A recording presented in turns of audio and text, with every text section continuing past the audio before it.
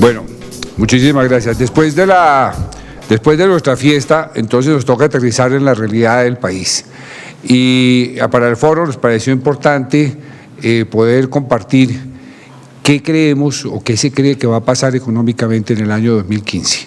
Por eso hemos invitado hoy a dos personas estudiosísimas del tema, el doctor Miguel Medellín de Asobancaria, quien es el director de estudios económicos de Asobancaria, el doctor Alexander Riveros de Bancolombia, quien nos presentó, para los que estamos en Camacol, lo conocemos desde hace 9 años, nos viene presentando los estados económicos de lo que va a pasar en el país en el siguiente año y no se ha equivocado hasta el momento. Entonces, todo eso que nos cuenta es muy interesante.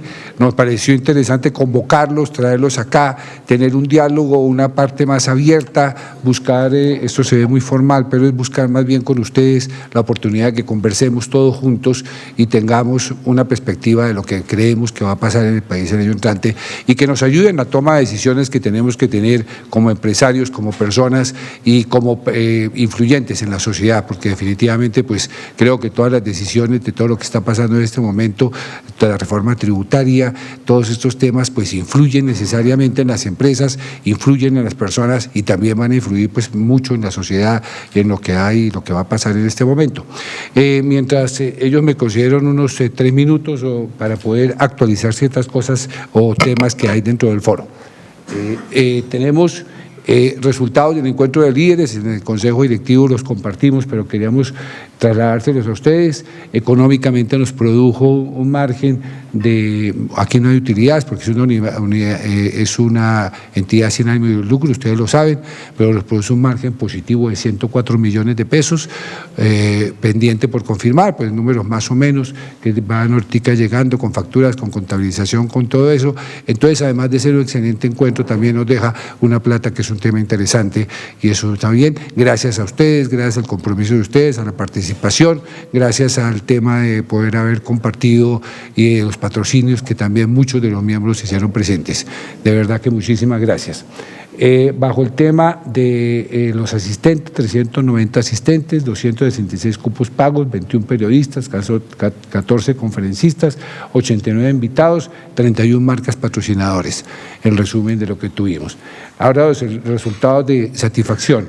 Entre bueno y excelente, los resultados: Jos Polman, 90%, Carlos Raúl Yepes, 96.87%, Silvia Escobar, 69.8%, casi 70%, Jorge Esteban Giraldo, 91.67%, el panel de nuevas tendencias en management, 71.85%, Laura Camacho, 87.5%, Sandra Quintero, 75%.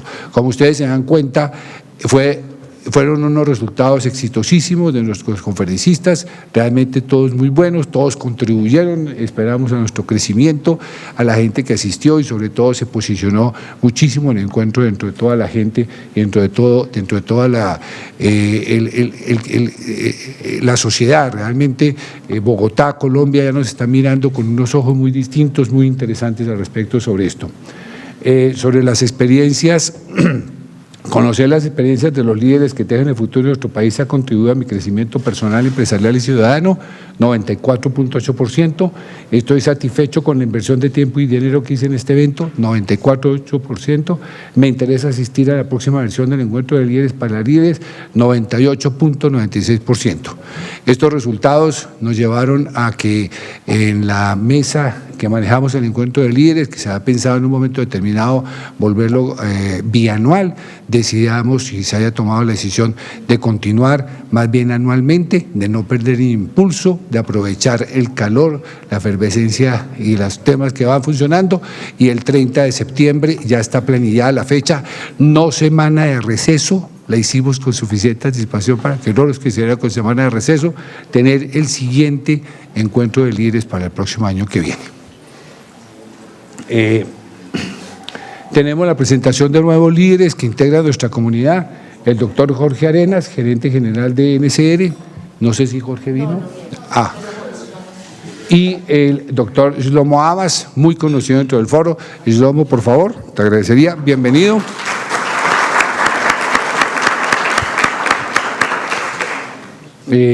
Además de esto, la mesa de membresía ha venido aprobando nuevos miembros, la dinámica del encuentro de líderes, la dinámica de todos ustedes invitando gente de muy buen nivel a participar. Creo que iremos a terminar con el final de año con unos 10 o 12 miembros más nuevos dentro del foro, todos de primer nivel, gente excelente que se está vinculando. El resultado de juntas conjuntas, el ejercicio que hemos hecho. Primero que todo, ha habido una muy buena receptividad de todas las juntas que se han reunido con otras juntas, ha habido enriquecimiento, ha sido muy positivo el tema. Empezamos unos ejercicios de entrenamiento de coordinadores y esperamos que todos los miembros del foro pasen a ser coordinadores de cada una de sus juntas de mejoramiento. Acuérdense que ser coordinador es también participar en el gobierno corporativo del foro, que es tan importante, es estar sentados en el consejo directivo. Y obviamente queremos que estamos haciendo ejercicios de coordinación. También hemos planteado que cada 6 meses haya un ejercicio en que van los coordinadores. Nos reunimos en Los Lagartos una tarde de viernes, hacer unos ejercicios muy interesantes al respecto sobre los puntos básicos y que trajeron como resultado: la confianza trae sinceridad, capacidad y cumplimiento, generación de confianza a través tal vez de lo que vimos que se manejan además en las juntas de mejoramiento, que es sinceridad, capacidad y cumplimiento. Con esas 3 normas es lo que hemos establecido, lo que hemos sacado de las juntas de mejoramiento. La confianza no se siente en la mente, se siente en el cuerpo. Todas las emociones predisponen a la acción. Son lo que hemos rescatado, un breve resumen de lo que tenemos. La dinámica del cambio se genera cuando el ser humano empieza a tener conciencia. La declaración de quiebre es lo que permite el cambio. Cuando hay desconfianza, aumenta la resistencia al cambio, los cambios generan un duelo, los acuerdos aportan a la aceptación del cambio.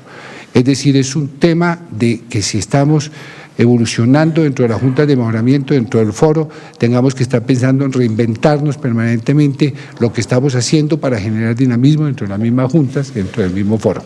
Y esto es un programa que iremos bajándolo poco, pues a medida que vamos avanzando a todo lo que nos está pasando en juntas de mejoramiento. La fiesta, pues muchas gracias a los que asistieron, esperamos que hayamos tenido una muy buena celebración. Nuestra Navidad también coincidió con los 25 años, la celebración de los 25 años del foro, cosa pues que es fantástica. Hubo una muy buena participación, el cóctel que tuvimos, la interacción y la integración que hubo con todo el mundo, de verdad 1000 gracias, y creo que esta que va a ser nuestra última reunión de este año plenaria, pues desearles una feliz Navidad, un exitoso año entrante, bastante bueno, que tengamos de verdad mucha cercanía. Ahorita además con esos fabulosos ideas que nos van a dar nuestros conferencistas, tendremos un año próximo fantástico. Estamos como regalo de Navidad, lo que queremos es poderle dar a unos niños oportunidad de un regalo. Volvimos a traer la urna, hubo contribuciones en la fiesta que les agradecemos muchísimo, es el regalo que queremos para poder llevar a los niños de esas 3 instituciones, Ideal, Fundación Proyecto de Vida, Omnicer, llevarlos a Maloca a que pasen un día interactivo allá. Es el 12 de diciembre y como les hemos dicho, creemos y queremos que ojalá nos acompañen. La urna la vamos a poner ahorita que a la salida porque les decía María Clara que me ha quedado ya muy discutida y me da pena hacerlos caminar hasta allá para que coloquen la plata, entonces la voy a poner aquí a la salida para que por favor a la salida nos vayan dejando la contribución para la alegría de la Navidad de estos niños. Listo, estos son los temas. Entonces yo creo, doctor Miguel, los dos igual de importantes, empiezo por cuál de los dos, en orden alfabético de apellido. Doctor Miguel Medellín, estudios universitarios, máster de Filosofía y Economía en la Universidad de Sussex en Brighton, en Inglaterra, máster de Arts in International Economics en la Universidad de Sussex en Brighton, postgraduado en Diploma en Population and Development Institute of Social Studies en La Haya en 1993, economista de la Universidad Externa de Colombia.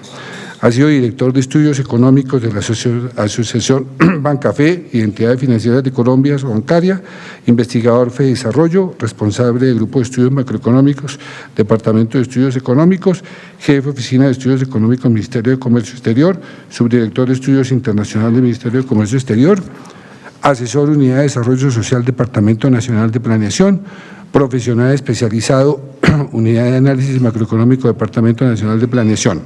Experiencia docente, profesor de Introducción a la Economía de la Universidad Jorge Tadeo Lozano, profesor de Macroeconomía de la Javeriana, profesor de Teoría de Crecimiento Económico de la Facultad de Economía del Externado, profesor de Macroeconomía y Teoría Económica de la Universidad Externado, de Macroeconomía también de la Universidad Externado y seminarios internacionales. Tiene escritos: Evaluación del impacto de la inversión social en OCENSA, con Mauricio Reines, Sandra Zuluaga, Impacto de la inversión extranjera en Colombia, situación actual y perspectiva FEDesarrollo, con Daniel Castellanos y Claudia Ceguera, algunas cualidades y remedios al déficit fiscal, seleccionada para publicaciones de ensayos del Banco de la República, International Trade and Capital Flows in Models in Economic Growth, calibración de 2 modelos en Colombia, en la Universidad de Sussex. Otros escritos, por favor, doctor Miguel, nos encanta, bienvenido. Doctor Alexander Riveros, economista de la Universidad Jorge Tadeo Lozano y máster de Economía de la Universidad de los Andes, ingresó al Grupo Bancolombia como economista de mercados internacionales en junio del 2009, trabajó como economista de Banca Central desde septiembre del 2010 y actualmente como economista senior, es catedrático de las áreas de principios de economía, economía colombiana y macroeconomía de la Universidad Jorge Tadeo Lozano y miembro del Grupo de Investigación en Economía Matemática. Se desempeñó como investigador económico de la Oficina de las Naciones Unidas contra la Droga y el Delito en la Cámara Colombo Venezolana y en la Unidad Administrativa Especial de Catastro Distrital, en donde participó en el proyecto de actualización catastral de Bogotá y en la consolidación del Observatorio Inmobiliario Catastral. Obtuvo una mención de honor en los premios Portafolio 2008. Entonces, bienvenidos, doctor Alexander Riveros, doctor Miguel Medellín, muchísimas gracias por su asistencia. Por favor, hemos planeado la siguiente metodología de presentación. El doctor Miguel Medellín hará una presentación de unos 20 minutos, media hora, el doctor Alexander Riveros sobre sus 2 visiones de la perspectiva de crecimiento y después entraremos a hacer una disertación y comentarios entre todos de lo que esperamos y de lo que creemos que va a ser. Doctor Miguel, por favor.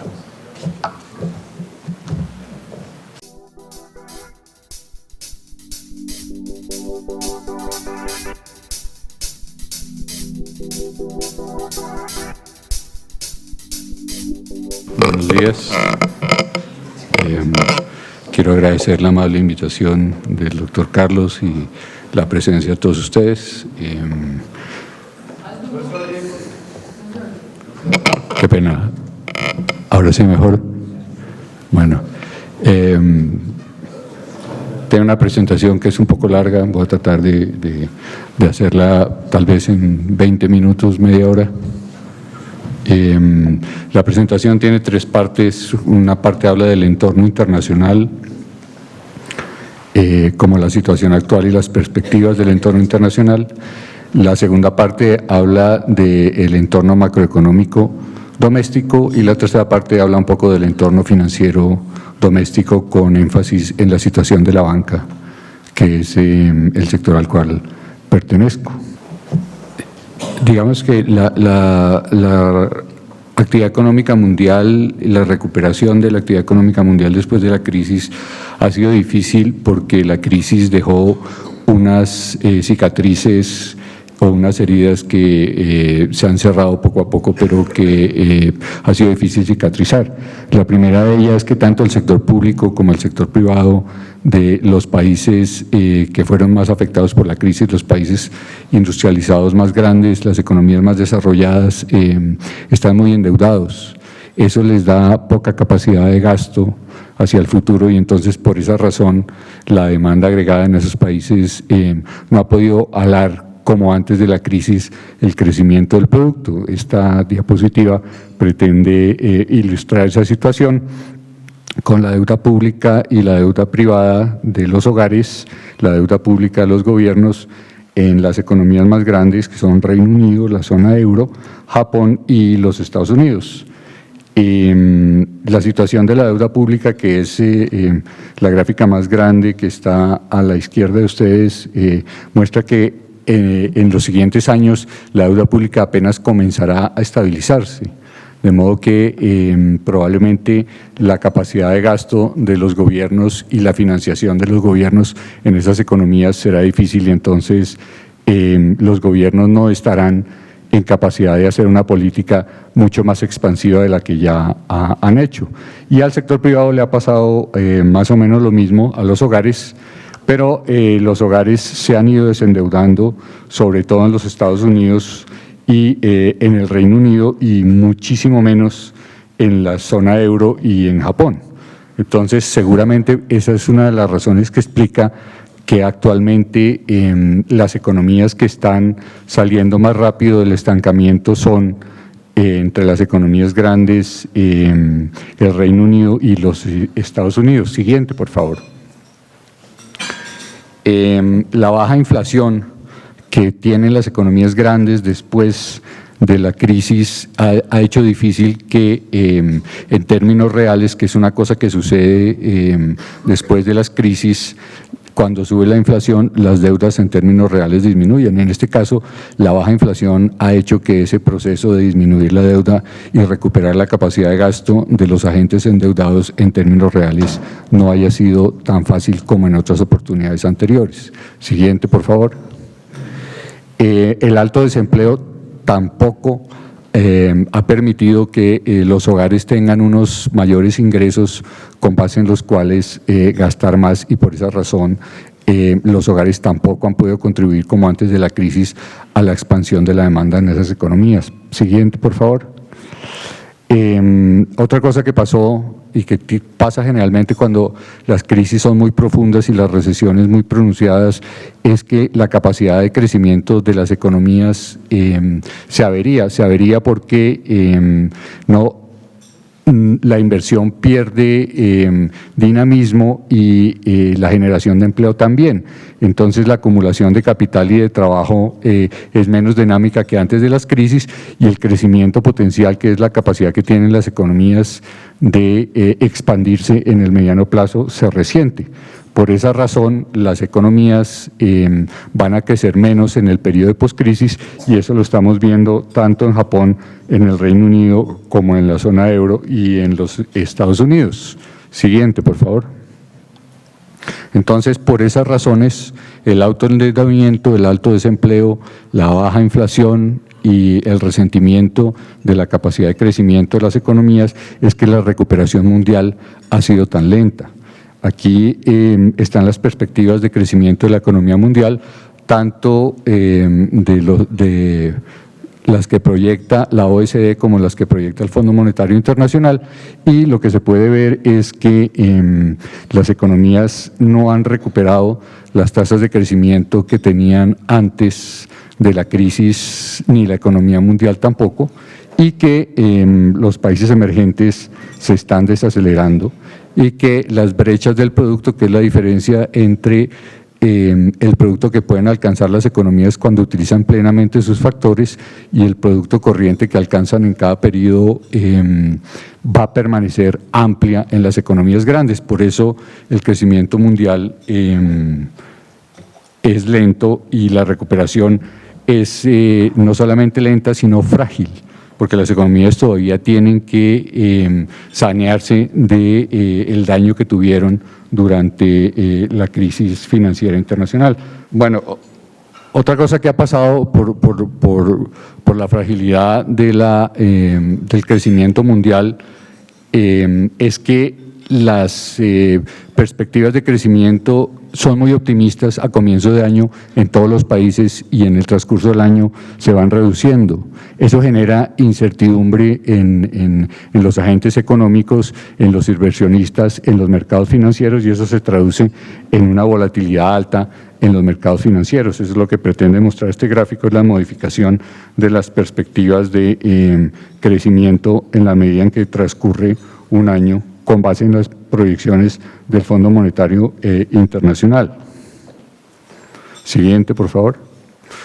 Estas son las perspectivas que hay de crecimiento de la economía americana según la Reserva Federal y en este caso la Reserva Federal está proyectando una recuperación de el crecimiento en los Estados Unidos alrededor de su producto potencial en la proyección más bajita, que es alrededor de 2%, y un poco más arriba en la proyección más optimista, pero en todo caso las dos proyecciones son relativamente optimistas, por lo cual uno esperaría que el tránsito a la normalidad de la postura monetaria en esas economías pues continúe el curso que ya tiene, con unos incrementos de tasa de interés que comenzarán seguramente en la segunda mitad del año entrante o un poco antes si la situación mejora.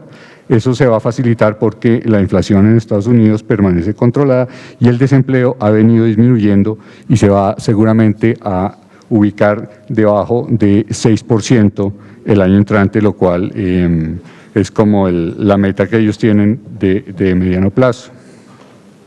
Siguiente, por favor. Eso hace que cada vez más miembros de la Reserva Federal, cuando son encuestados por la misma Reserva Federal, los miembros del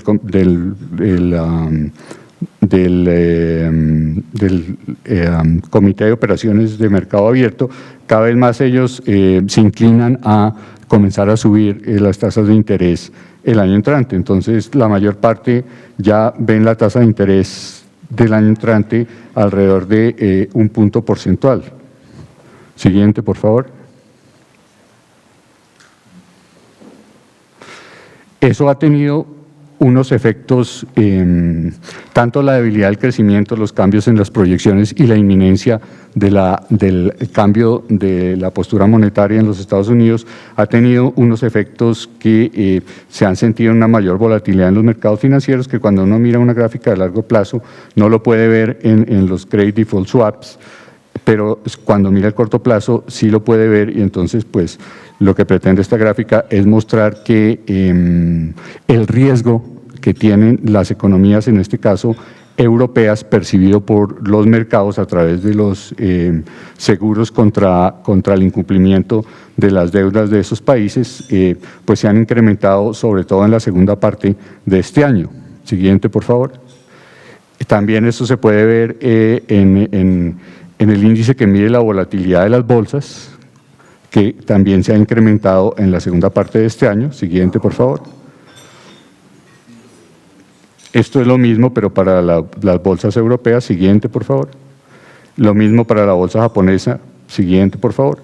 Eso significa que los mercados perciben que hay mucho riesgo, tanto de comprar papeles como de invertir en la bolsa.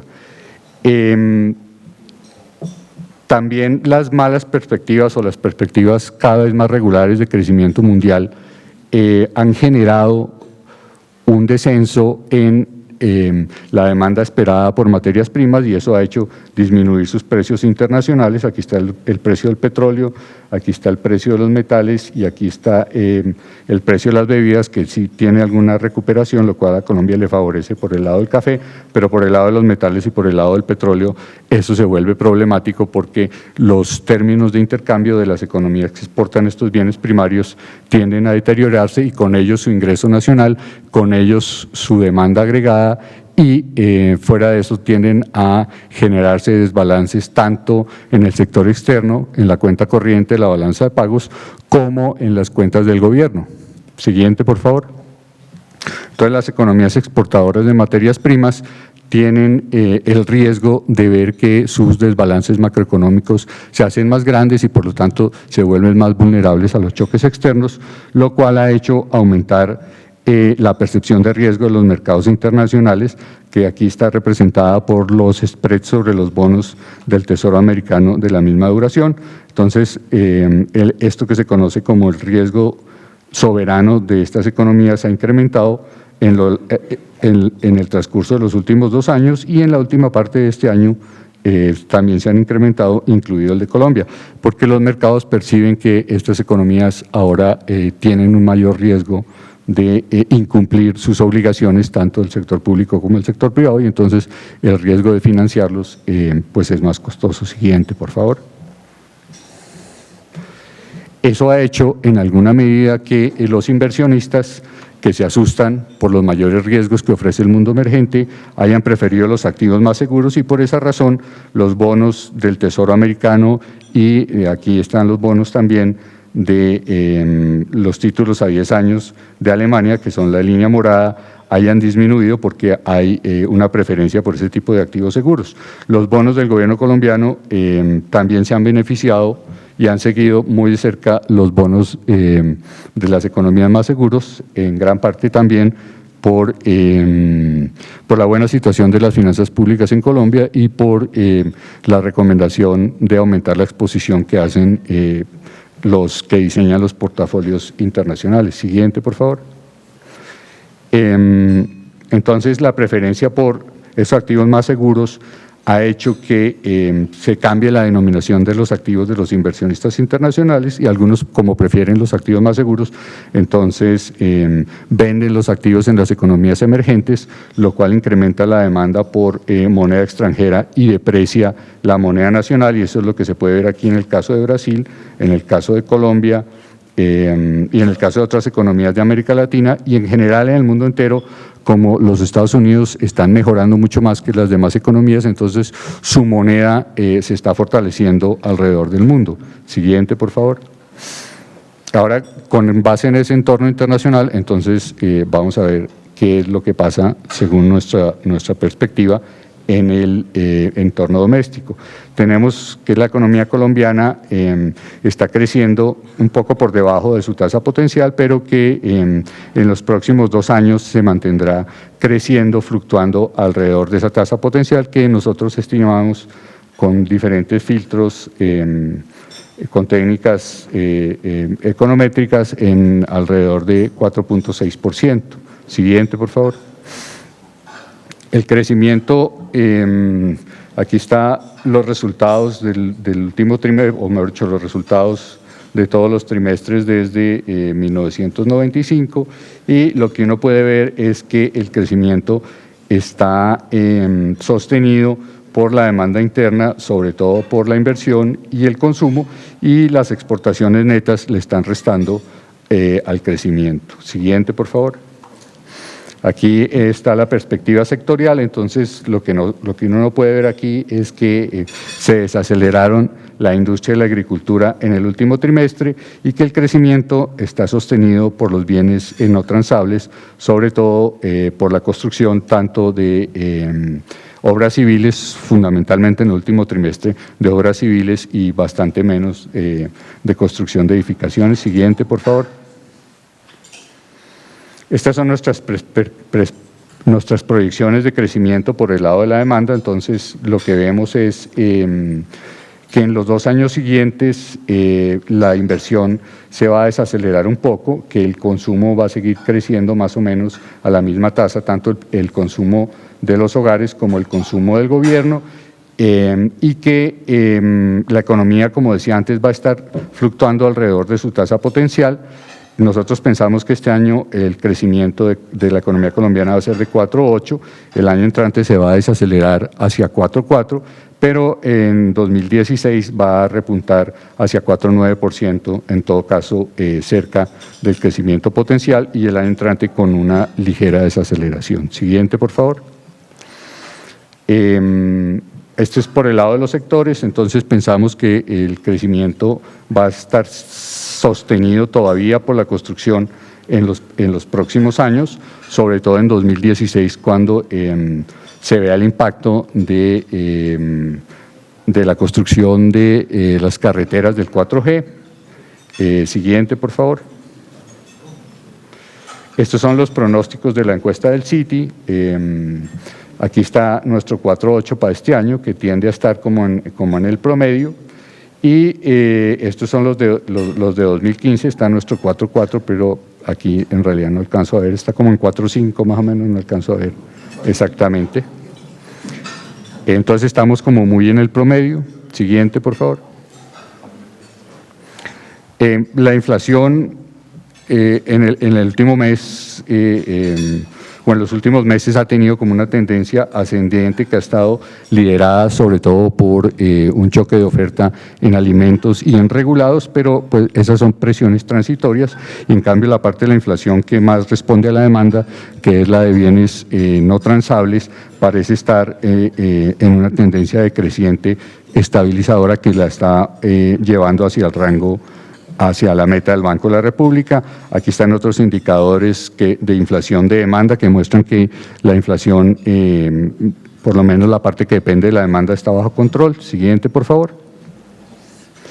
Las expectativas de inflación, que son estos gráficos de acá, parecen estar dentro del corredor del Banco de la República. En otras palabras, las expectativas de inflación están, como diría el Banco de la República, ancladas. Siguiente, por favor. Por esa razón, lo que estamos proyectando en inflación para este año es un incremento hacia el final del año a 3,5, una estabilización el año entrante y que se sigue cumpliendo la meta en 2016. Aquí están las proyecciones de inflación en la encuesta del Citi para 2014, tenemos 3,5 y aquí al final está el promedio y la mediana también en 3,5. Siguiente, por favor. Hay una gran confianza en que el Banco de la República va a alcanzar la meta de inflación este año y por esa razón los analistas en promedio están casi seguros de que el banco no va a seguir subiendo la tasa este año.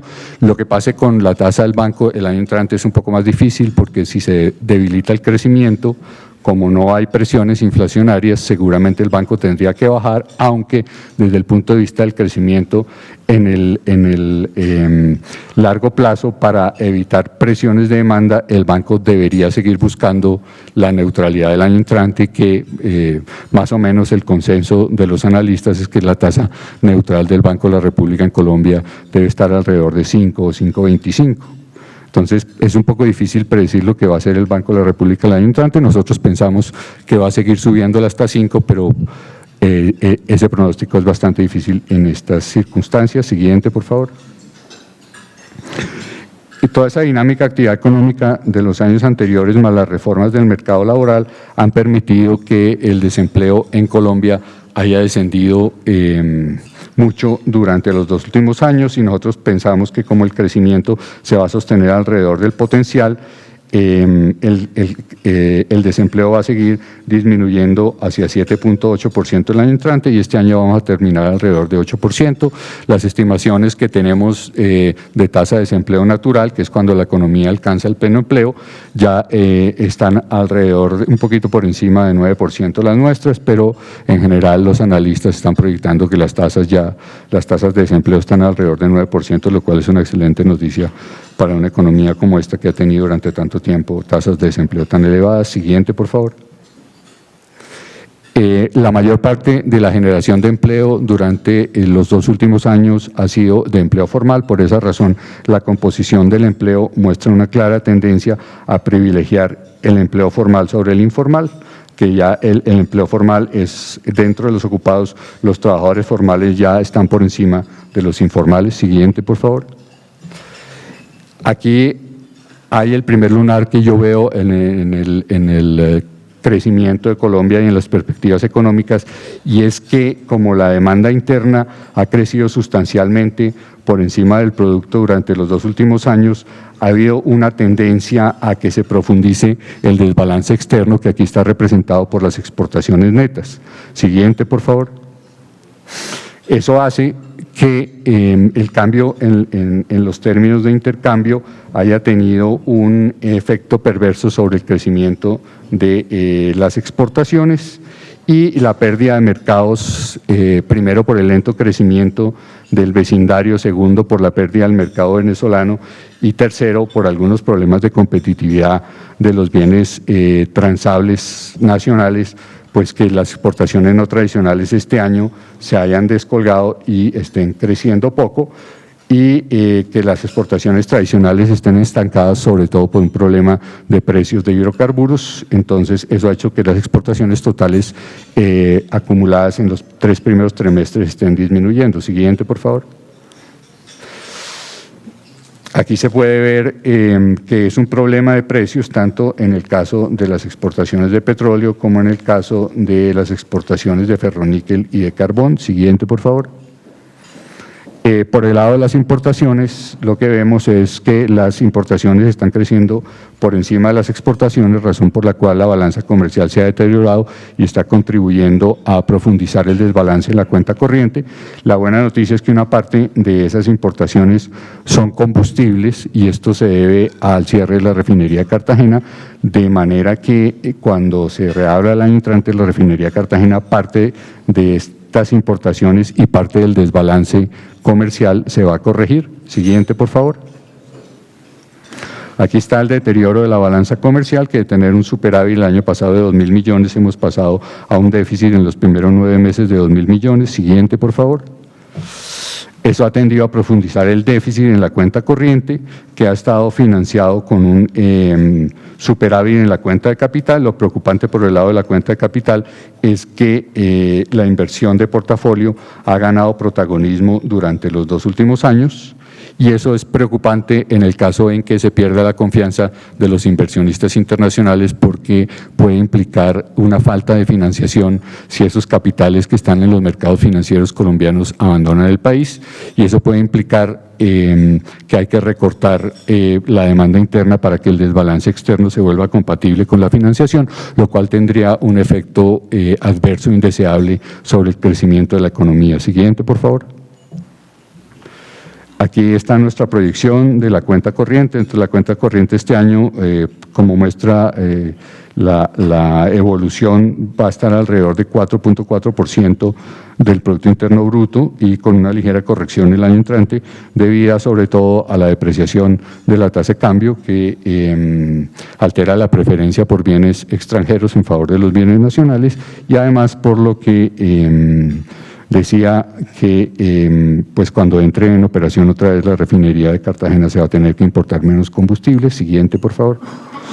La buena noticia, me parece a mí, es que durante el periodo de alto crecimiento y de términos de intercambio muy favorables, el Banco de la República acumuló muchas reservas internacionales, y en este momento el saldo de reservas internacionales está muy cerca del óptimo para atender una parada súbita o una fuga de capital dentro del 5% más grave que ha tenido la economía colombiana. Fuera de eso, pues el Banco de la República y el Ministerio de Hacienda han renovado el acceso a la línea de crédito flexible del Fondo Monetario, que le da, si mal no recuerdo, como otros $6.000 millones adicionales de disponibilidad inmediata para Colombia, con lo cual, en caso necesario, se puede morigerar el ajuste cambiario. En otras palabras, se puede disminuir la velocidad del tránsito hacia una tasa de cambio más elevada que no tenga efectos inflacionarios indeseables ni que tenga efectos adversos sobre los agentes endeudados en moneda extranjera. Siguiente, por favor.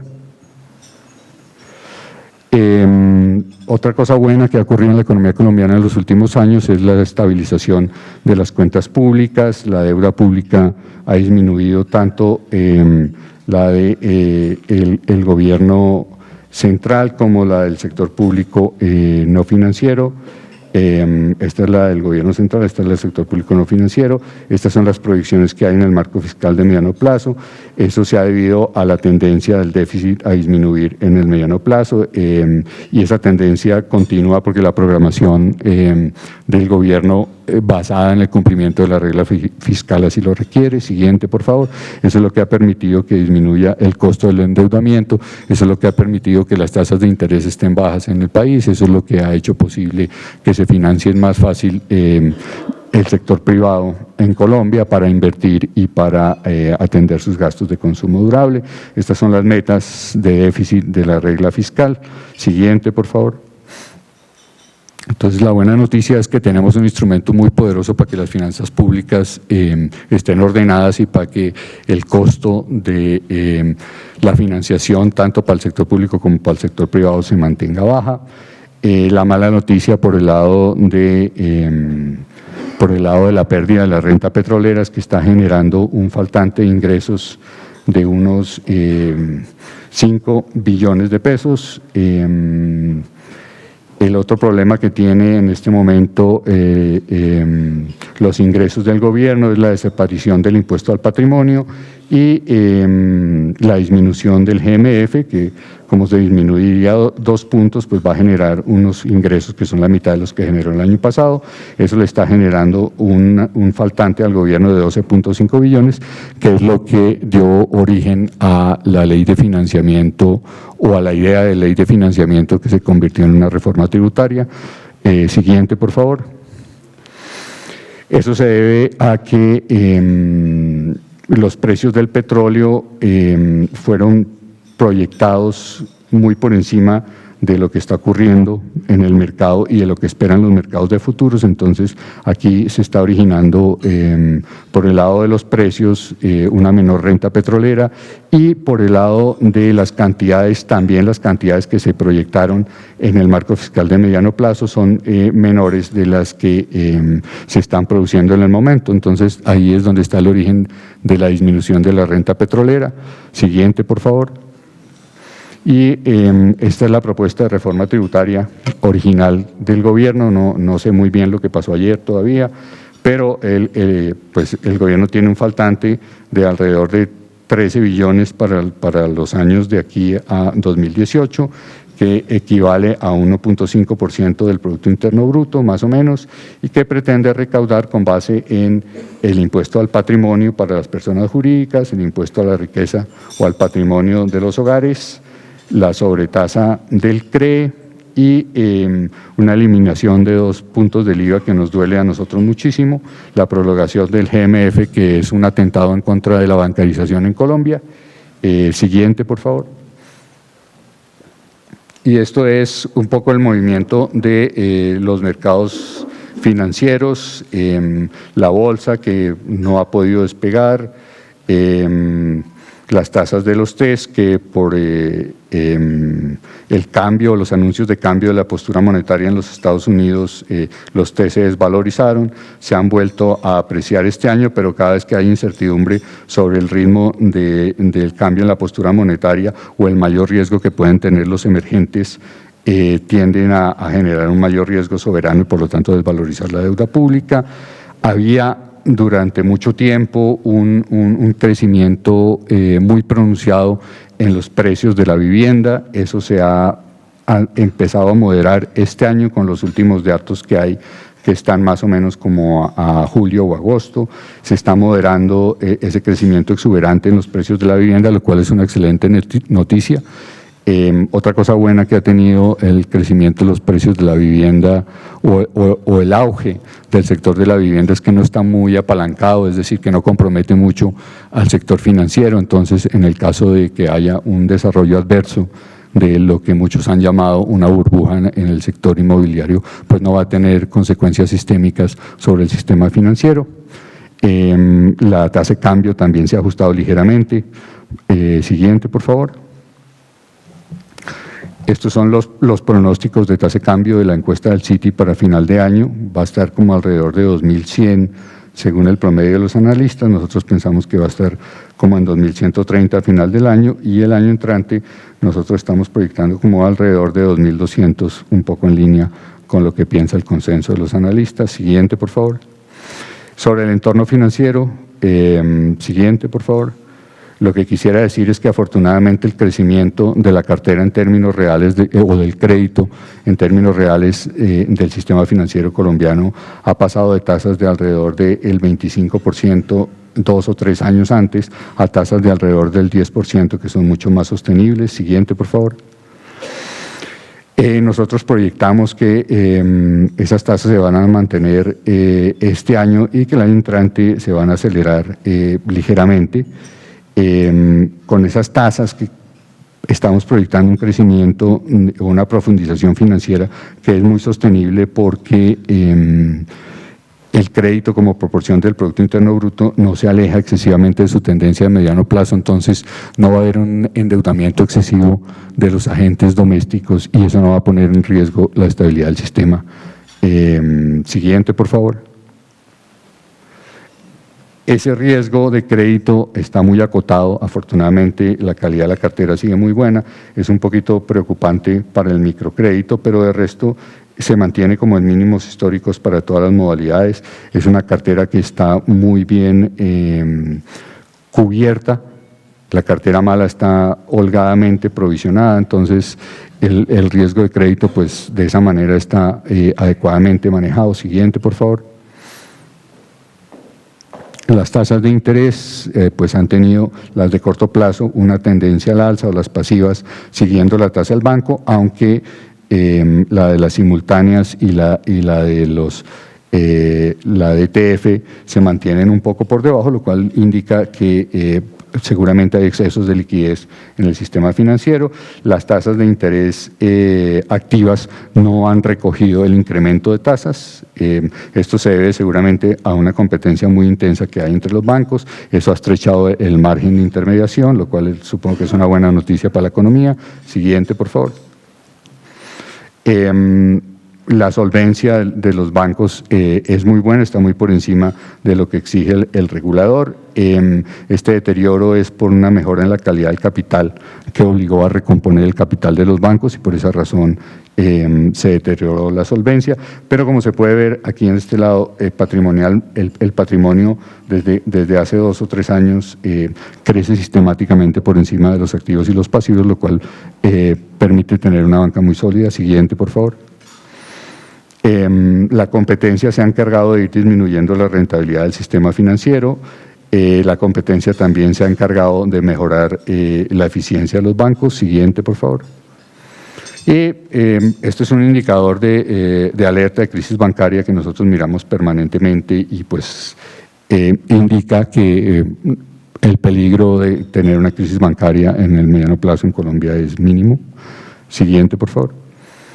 Este es el endeudamiento de los hogares en Colombia que se ha incrementado mucho, pero si se lo compara con el de otras economías, pues es muy bajo. Siguiente, por favor.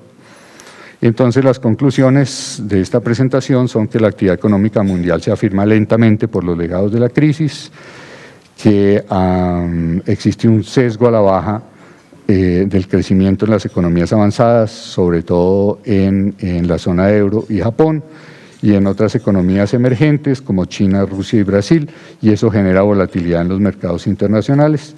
El entorno externo se torna menos favorable para las economías emergentes por el deterioro de los términos de intercambio y el impacto que podrá tener en el entorno financiero internacional o en el costo de la financiación internacional la normalización de la política monetaria en los Estados Unidos. El crecimiento se desacelera en Colombia, pero puede fluctuar alrededor de su tasa potencial si se toman las medidas adecuadas de política. La desmejora en los términos de intercambio tiende a generar desbalances macroeconómicos más profundos en la economía colombiana, sobre todo el externo y el fiscal. Sin embargo, en nuestra opinión, las autoridades cuentan con un marco institucional para diseñar la política económica que es adecuado y con unos instrumentos de política que son muy eficaces para mantener esos desbalances en unas proporciones que la economía pueda financiar. La reforma tributaria tiene el buen efecto de que ayuda a mantener equilibradas las finanzas públicas de acuerdo con lo que ordena la regla fiscal y la programación financiera del gobierno, pero tiene el indeseable efecto de que perjudica la capacidad de crecimiento de la economía en el largo plazo porque perjudica la inversión, desestimula la inversión. Está demasiado recargada en las empresas, la tributación en Colombia está muy recargada en las empresas. Hay estimaciones del Banco Mundial que dicen que una empresa mediana en Colombia paga en promedio 76% de sus utilidades cuando se suman todos los impuestos, los regionales, los locales, el impuesto de renta, el GMF, todos los impuestos en Colombia. Eso es exagerado, eso desestimula la inversión, eso se tira la competitividad de la economía. Y finalmente, para terminar, me parece que es bueno resaltar que el sistema financiero y la banca colombiana están muy sólidos, están preparados para afrontar una desaceleración de la economía, están preparados para afrontar un choque externo, como demostraron en la crisis financiera internacional. Muchas gracias.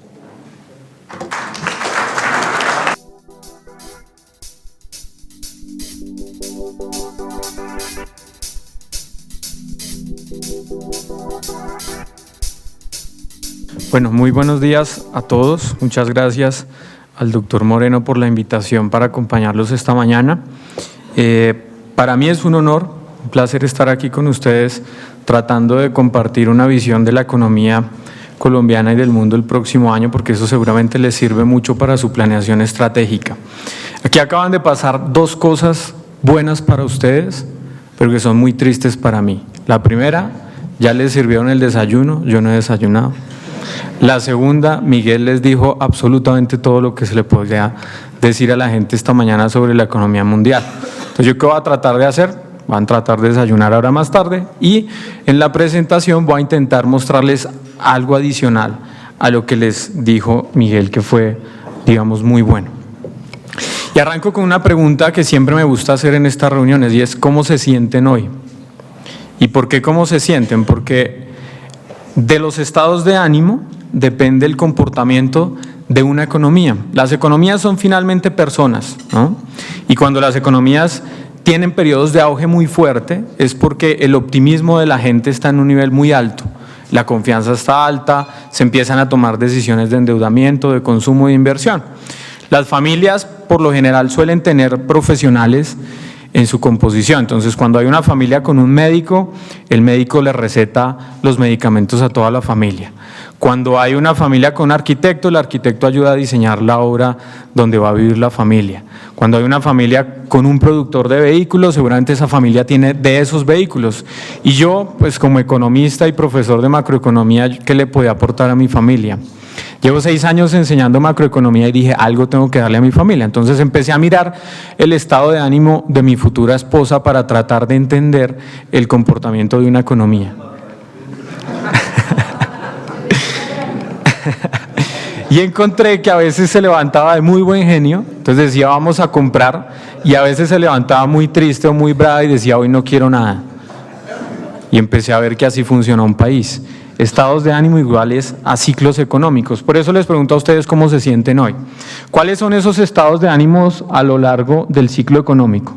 Uno arranca una fase de expansión en una economía con optimismo, con emoción, con euforia. Ahí en la euforia uno toma las decisiones más riesgosas de la vida, casarse. Ahí uno tiene muchos amigos. Pero como lo bueno no dura siempre, empieza la desaceleración, arrancamos con ansiedad, negación, temor. Seguramente muchos de nosotros estamos acá en ansiedad y negación, ansiosos por lo que vaya a pasar con la reforma tributaria, por lo que está pasando con los precios del petróleo, con lo que pueda ocurrir el próximo año. Viene una fase de temor, desesperación, pánico, capitulación, abatimiento. Ahí uno dice, esto no es para mí, me divorcio. O esto no es para mí, dejo de invertir en el mercado accionario o cambio de sector económico y busco otra cosa. Pero ese punto es donde se encuentran las mayores oportunidades en un mercado financiero y en cualquier sector de la actividad real, porque arranca un nuevo proceso de esperanza, alivio y optimismo. La vida son ciclos. Esa debería ser la principal conclusión de esta presentación. La vida siempre es de ciclos. Si hoy estamos con negación, temor, mañana, pasado mañana estaremos con una fase de optimismo. Por eso vamos a arrancar hablando del entorno internacional, luego de la economía colombiana y termino con el análisis de qué va a pasar con Colombia si los precios del petróleo siguen para abajo. En el entorno internacional voy a tratar de ser menos detallado de lo que hizo Miguel, porque ya les dijo absolutamente todo, pero les voy a decir unas cositas distintas y me voy a saltar unas cosas para no repetirlas y no aburrirlos. Este es el crecimiento económico de los principales socios comerciales del país. Cuando uno va a vender, ustedes más que nadie lo saben, necesitamos no solamente ser competitivos nosotros, sino que nuestros clientes tengan capacidad de compra y capacidad de pago y que generen demanda. Si Colombia tiene unos socios comerciales cuyo crecimiento económico se ha venido desacelerando, pues sus exportaciones se han estado disminuyendo y hoy en día incluso están cayendo en lo que va de este año. La expectativa, según el Fondo Monetario Internacional, es que ese crecimiento económico de los socios comerciales del país, Estados Unidos, Europa, América Latina y otros en Asia e India, pueda recuperarse ese crecimiento y jalone algo las exportaciones de Colombia el próximo año. Perspectiva relativamente positiva en el sector exportador colombiano, pero hay algunos matices importantes. Aquí está el crecimiento del PIB global, las mismas cifras del Fondo Monetario Internacional que ya nos mostraron. Simplemente les mostraría algo. Cuando uno tiene un carro y su velocidad potencial son 120 kilómetros por hora y uno empieza a llevarlo más de 120 a 200, el carro se va a recalentar. Lo mismo pasa con una economía. Si la economía colombiana tiene un crecimiento potencial, como dijo Miguel, del 4.6% y empieza a crecer al 6, al 7%, se va a recalentar. Empieza uno a ver en los anuncios de presa, precios de los activos están desbordados, hay burbuja hipotecaria, cosas de ese estilo. Contrario a ello, cuando la economía colombiana va por debajo de su velocidad potencial, cuando llevamos el carro no a 120 kilómetros, sino a 60, tenemos espacio de acelerar. En este momento la economía colombiana va creciendo muy cerca a su potencial. Vamos a los 120 kilómetros por hora. ¿Qué está pasando con el mundo? En la economía global este año el crecimiento se estima en 3.3. Eso es inferior al potencial que es 4.1. El mundo económico está creciendo por debajo de su potencial. Hay utilización de capacidad instalada por debajo de lo que podría ser el óptimo. Y eso nos va a dejar, tanto este año como el próximo y seguramente en el mediano plazo, con unos niveles de inflación bajos. Cuando una empresa está trabajando a media capacidad, pues tiene espacio para tener unos precios bajos. Cuando tenemos utilización de capacidad instalada muy alta, estamos viendo una demanda muy fuerte, podemos subir los precios. Lo mismo pasa en una economía. La inflación en promedio desde el 2000 a nivel global ha sido del 4.3%, este año estaríamos en el 3.9% y el próximo muy cerca, 3.89%. Entonces, si tenemos bajo crecimiento económico y baja inflación, los principales bancos centrales de Estados Unidos, Europa y el Reino Unido pues han mantenido las tasas de interés bajas por un periodo prolongado. Y eso también ha repercutido en los emergentes y en el caso de Colombia también. Tasas de interés hoy en día que están por debajo de sus promedios históricos. Yo nunca había visto al Banco Central tener tasas de interés en 3%, lo vimos en el 2009-2010. Las tasas de interés de los créditos hipotecarios yo tampoco las había visto tan bajas. A finales de los 90 esas tasas estaban al 45%, hoy en día al 12% en promedio, el año pasado alcanzaron a bajar mucho más. Esa liquidez que se ha inyectado al mundo también ha llegado a los países emergentes y Colombia no ha sido la excepción. ¿Qué se espera? Como lo dijo Miguel, que Estados Unidos pueda comenzar a subir sus tasas de interés, como lo muestra la línea amarilla, a partir del segundo semestre del próximo año. Y uno dice, bueno, ¿y esto cómo nos va a impactar a nosotros? Pues hay muchas alternativas de impacto sobre el país. Hay una alternativa financiera y es, si Estados Unidos sube las tasas de interés de manera muy agresiva, muy fuerte, las tasas de interés de los bonos colombianos pueden comenzar a subirse. Y eso va a tener un impacto sobre el costo del crédito en Colombia, sobre todo los créditos de largo plazo, de consumo y de vivienda. Ahí hay un impacto financiero. También puede haber un impacto de actividad de los flujos de capitales. Puede ser que algo de los flujos de portafolio que han llegado a Colombia se regresen y eso provoque una devaluación o depreciación del tipo de cambio adicional a lo que ya estamos viendo hoy en día. Pero hay un efecto positivo y es que si Estados Unidos va a subir tasas es porque su economía está más dinámica y eso puede jalonar las exportaciones de Colombia. Entonces uno dice, y si juntamos todas esas cosas, ¿cuál será el efecto sobre Colombia? ¿Será positivo o negativo? Yo tiendo a pensar que si el país se sigue preparando como lo ha hecho, acumulando reservas internacionales, con la flexibilidad del tipo de cambio, con la inflación controlada, con un sistema financiero responsable, ese efecto de la coyuntura del próximo año va a ser menos negativo de lo que pudiera haber sido a finales de los 90, que también nos golpearon fuerte. Por otro lado, Europa, tasas de interés bajas se prevé por lo menos hasta el 2017. Vamos a ver un euro muy barato. De aquí en adelante Europa empieza a hacer lo que Estados Unidos ya hizo para recuperar su economía durante 7 años, que es comprar activos a gran escala. Términos de intercambio de Colombia. Los términos de intercambio no son otra cosa que el precio de lo que exportamos dividido el precio de lo que importamos. ¿Qué exportamos nosotros? 54% en promedio es petróleo. ¿Qué importamos nosotros? 22% son combustibles en las importaciones. Entonces esa caída que ha tenido el precio del petróleo hace que los términos de intercambio de Colombia empiecen a ser menos favorables. Lo que le estamos vendiendo al mundo es más barato. En pocas palabras. Eso genera menores entradas de capitales al país o de dólares, también hay depreciación por ese motivo y las empresas colombianas se ven afectadas al exportar. La buena noticia es que esta depreciación del tipo de cambio es un amortiguador, un colchón. Cuando algo negativo pasa en el mundo, como está pasando hoy en día, precios del petróleo para abajo, el tipo de cambio se deprecia y esas bajas de precios de los exportables de Colombia al tipo de cambio más alto, pues se traducen en más ingresos y compensan un poco la pérdida de ingresos de los exportadores. Fíjense cómo los términos de intercambio vienen bajando.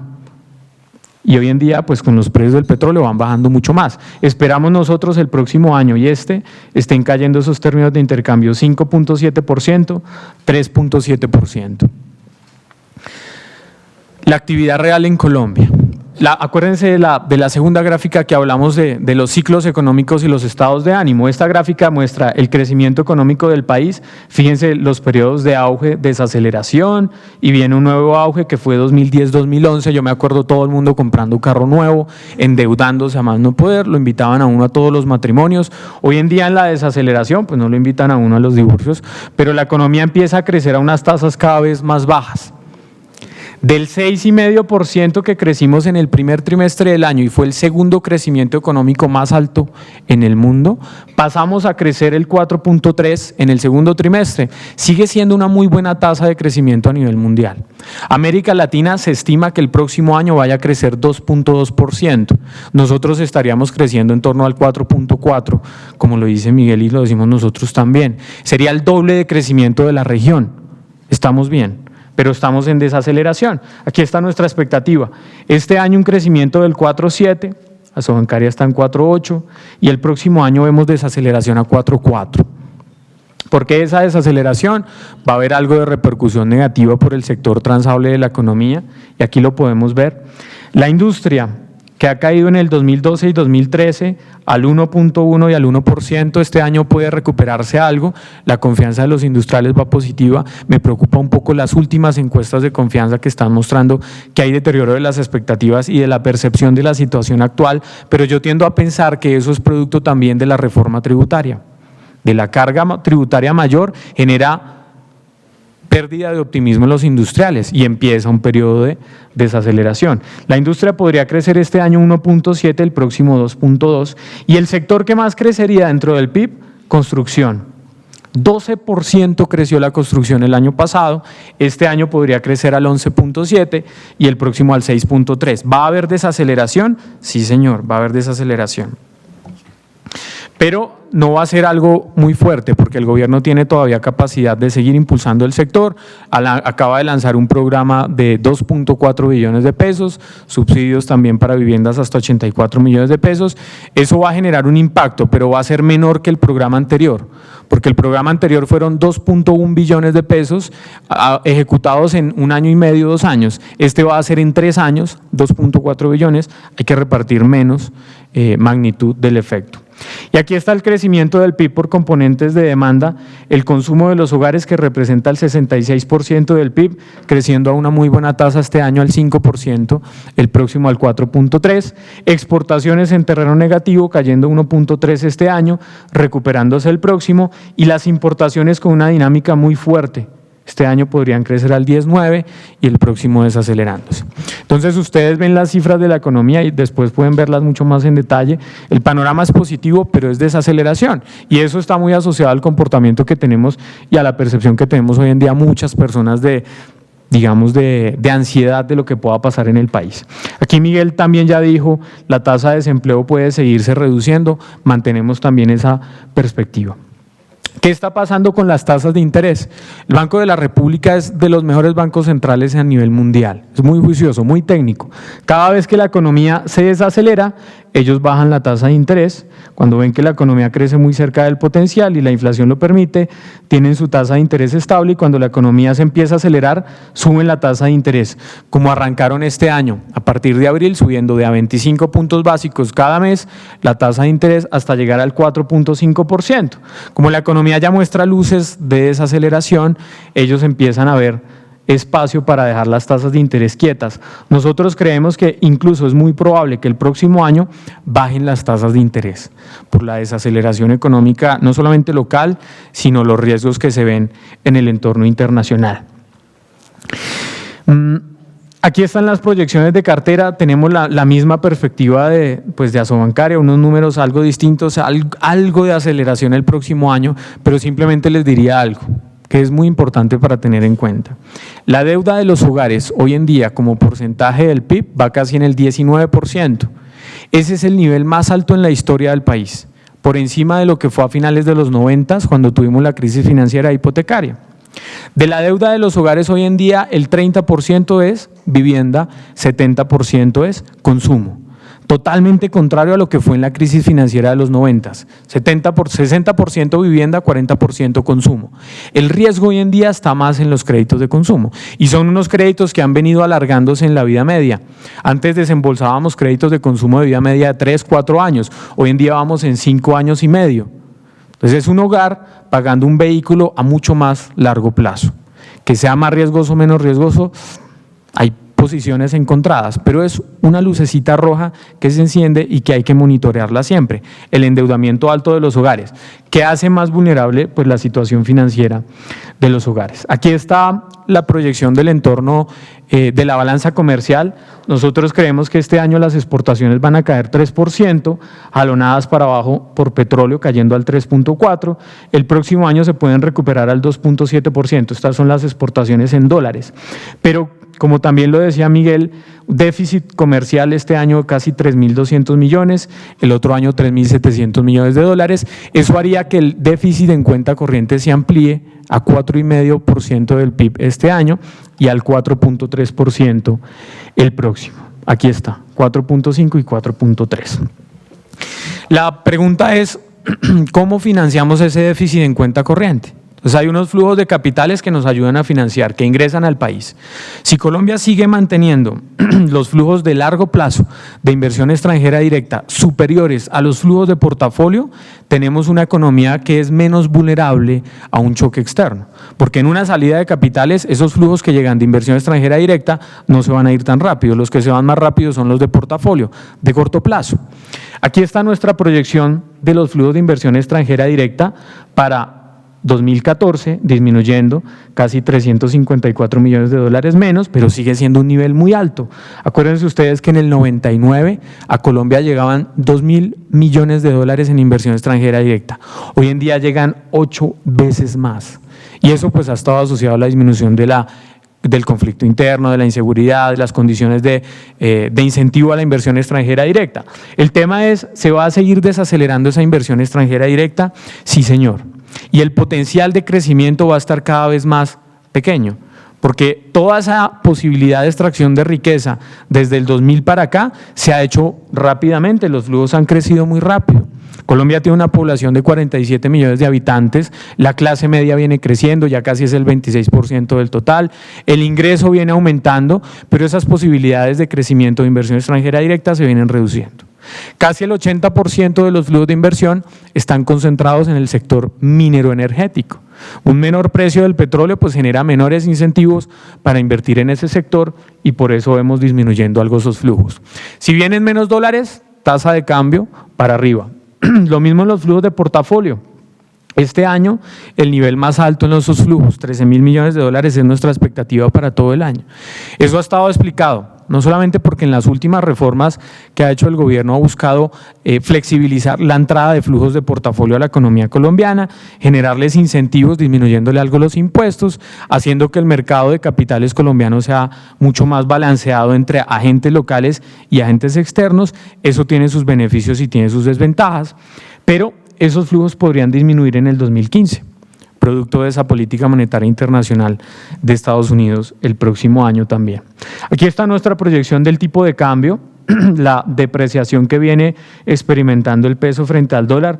Terminaríamos este año en 2080, entonces ustedes me dirán, bueno, pero ayer cuando se reunió la PEB y dijo vamos a mantener la producción de petróleo en 30 millones de barriles, el petróleo se cayó mucho más, casi a $70, la tasa de cambio se fue casi a 2.200, sí, pero yo tiendo a pensar que la discusión de fondo debe estar en qué es lo que está explicando el comportamiento de los precios del petróleo y qué tan probable es que esos precios se regresen a un nivel más alto en el corto y mediano plazo. Y ahorita vamos a hablar de eso.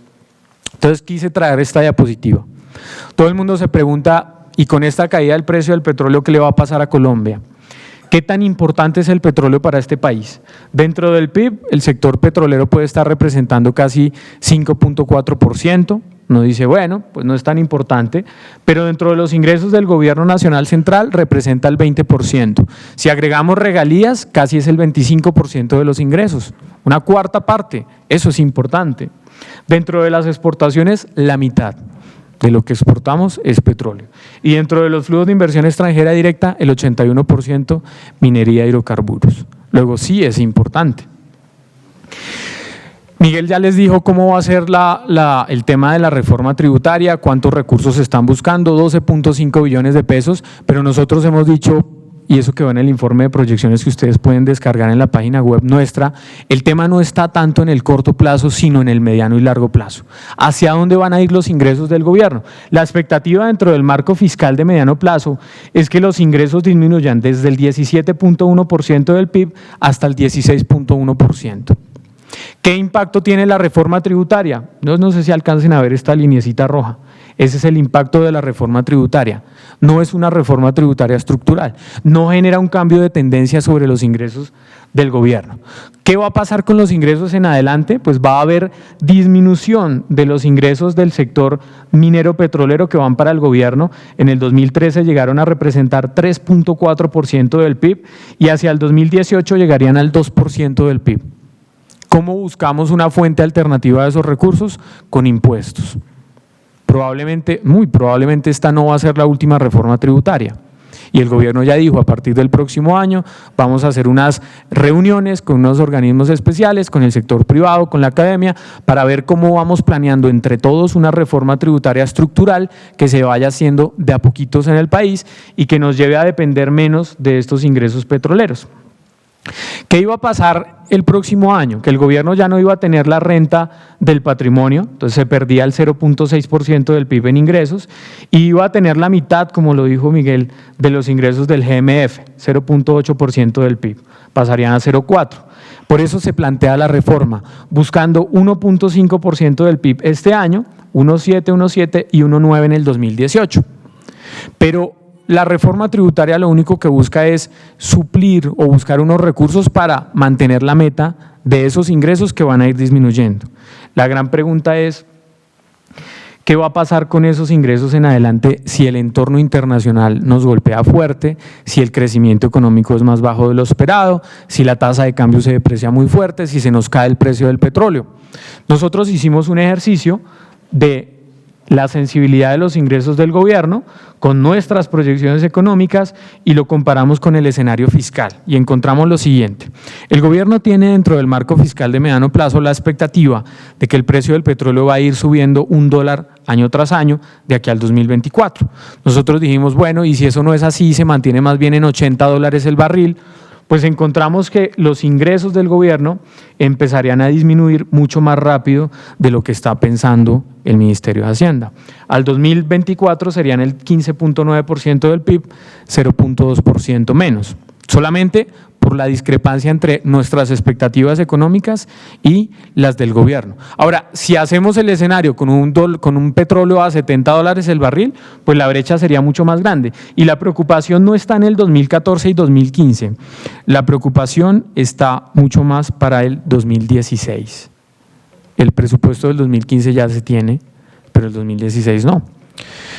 Yo creo que lo mejor que puede tener este país es la institucionalidad. Si las reglas del juego se respetan, vamos bien todos, porque eso genera confianza, estabilidad en las reglas del juego, toma uno decisiones de inversión sabiendo que hay un marco claro y que se respeta. Yo creo que el gobierno va a cumplir la regla fiscal. La regla fiscal le dice al gobierno, usted, señor gobierno, en el 2018 tiene que tener un déficit del 1.9% del PIB estructural, observado del 2% del PIB, y llevarlo hacia el 2022 al 1% del PIB. Tiene que ser juicioso con las finanzas públicas y eso es lo mejor que le puede pasar a Colombia. Pero si los ingresos van a ir disminuyendo, ¿qué hay que hacer para mantener ese déficit controlado y disminuyendo? Pues bajarle a los gastos. Entonces, ¿en dónde va a hacer recortes de gasto el gobierno?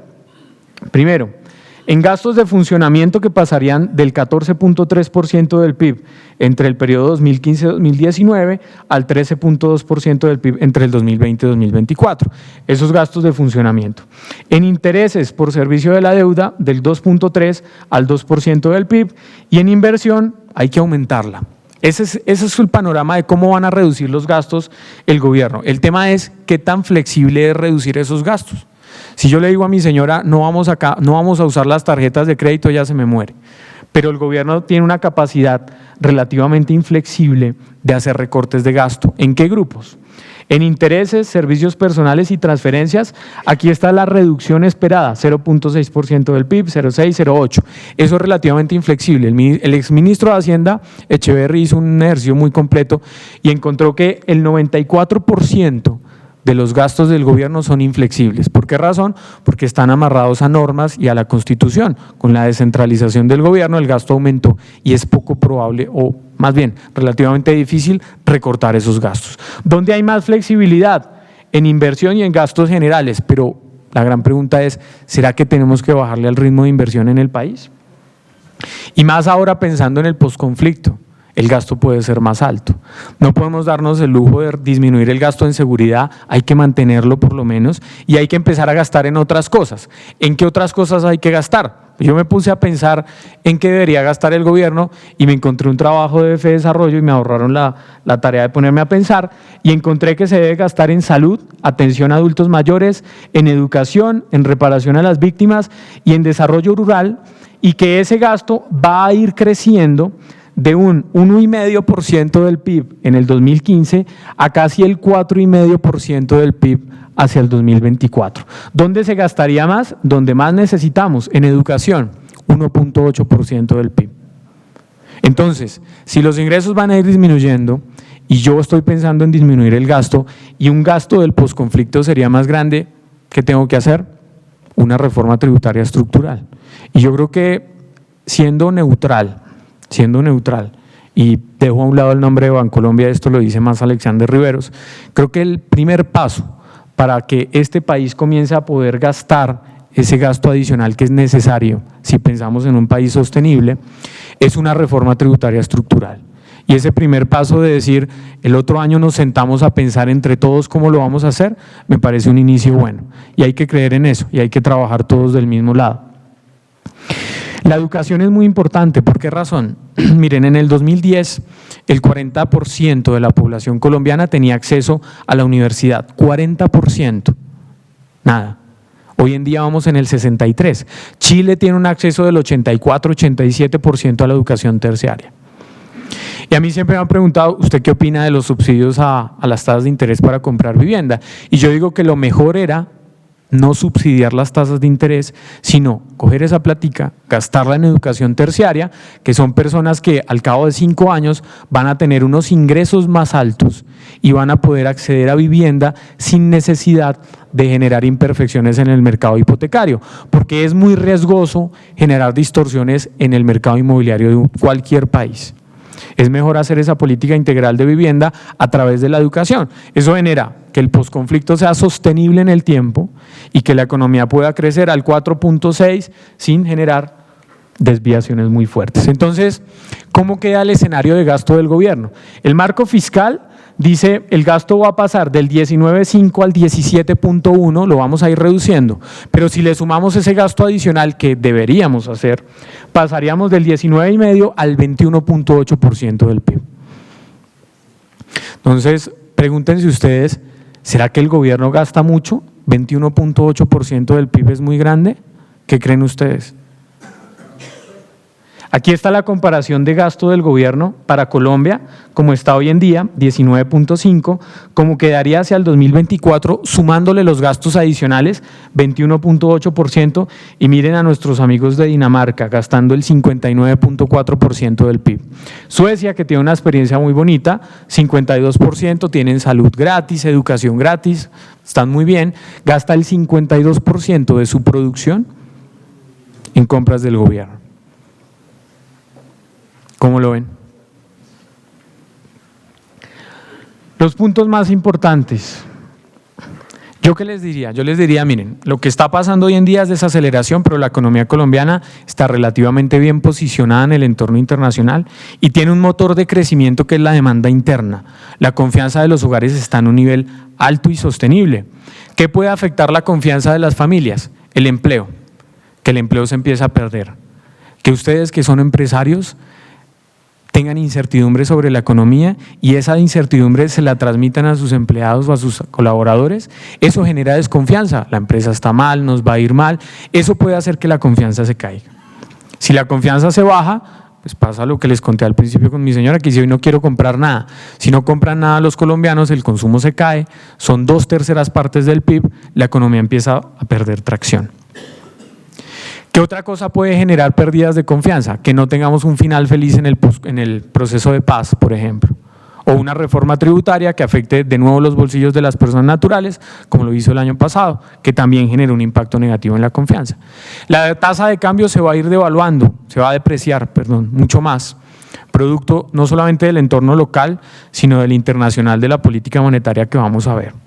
Las exportaciones se pueden recuperar. Yo creo que el gran tema va a ser cómo este país sigue pensando en la competitividad. Y si nos ponemos a pensar ese 1.8% del PIB en educación, ¿qué beneficio traería sobre la competitividad? Creo que sería más del 1.8% del PIB. Tendríamos mano de obra más calificada que nos ayudaría también a ser más competitivos. ¿Dónde está el potencial de Colombia?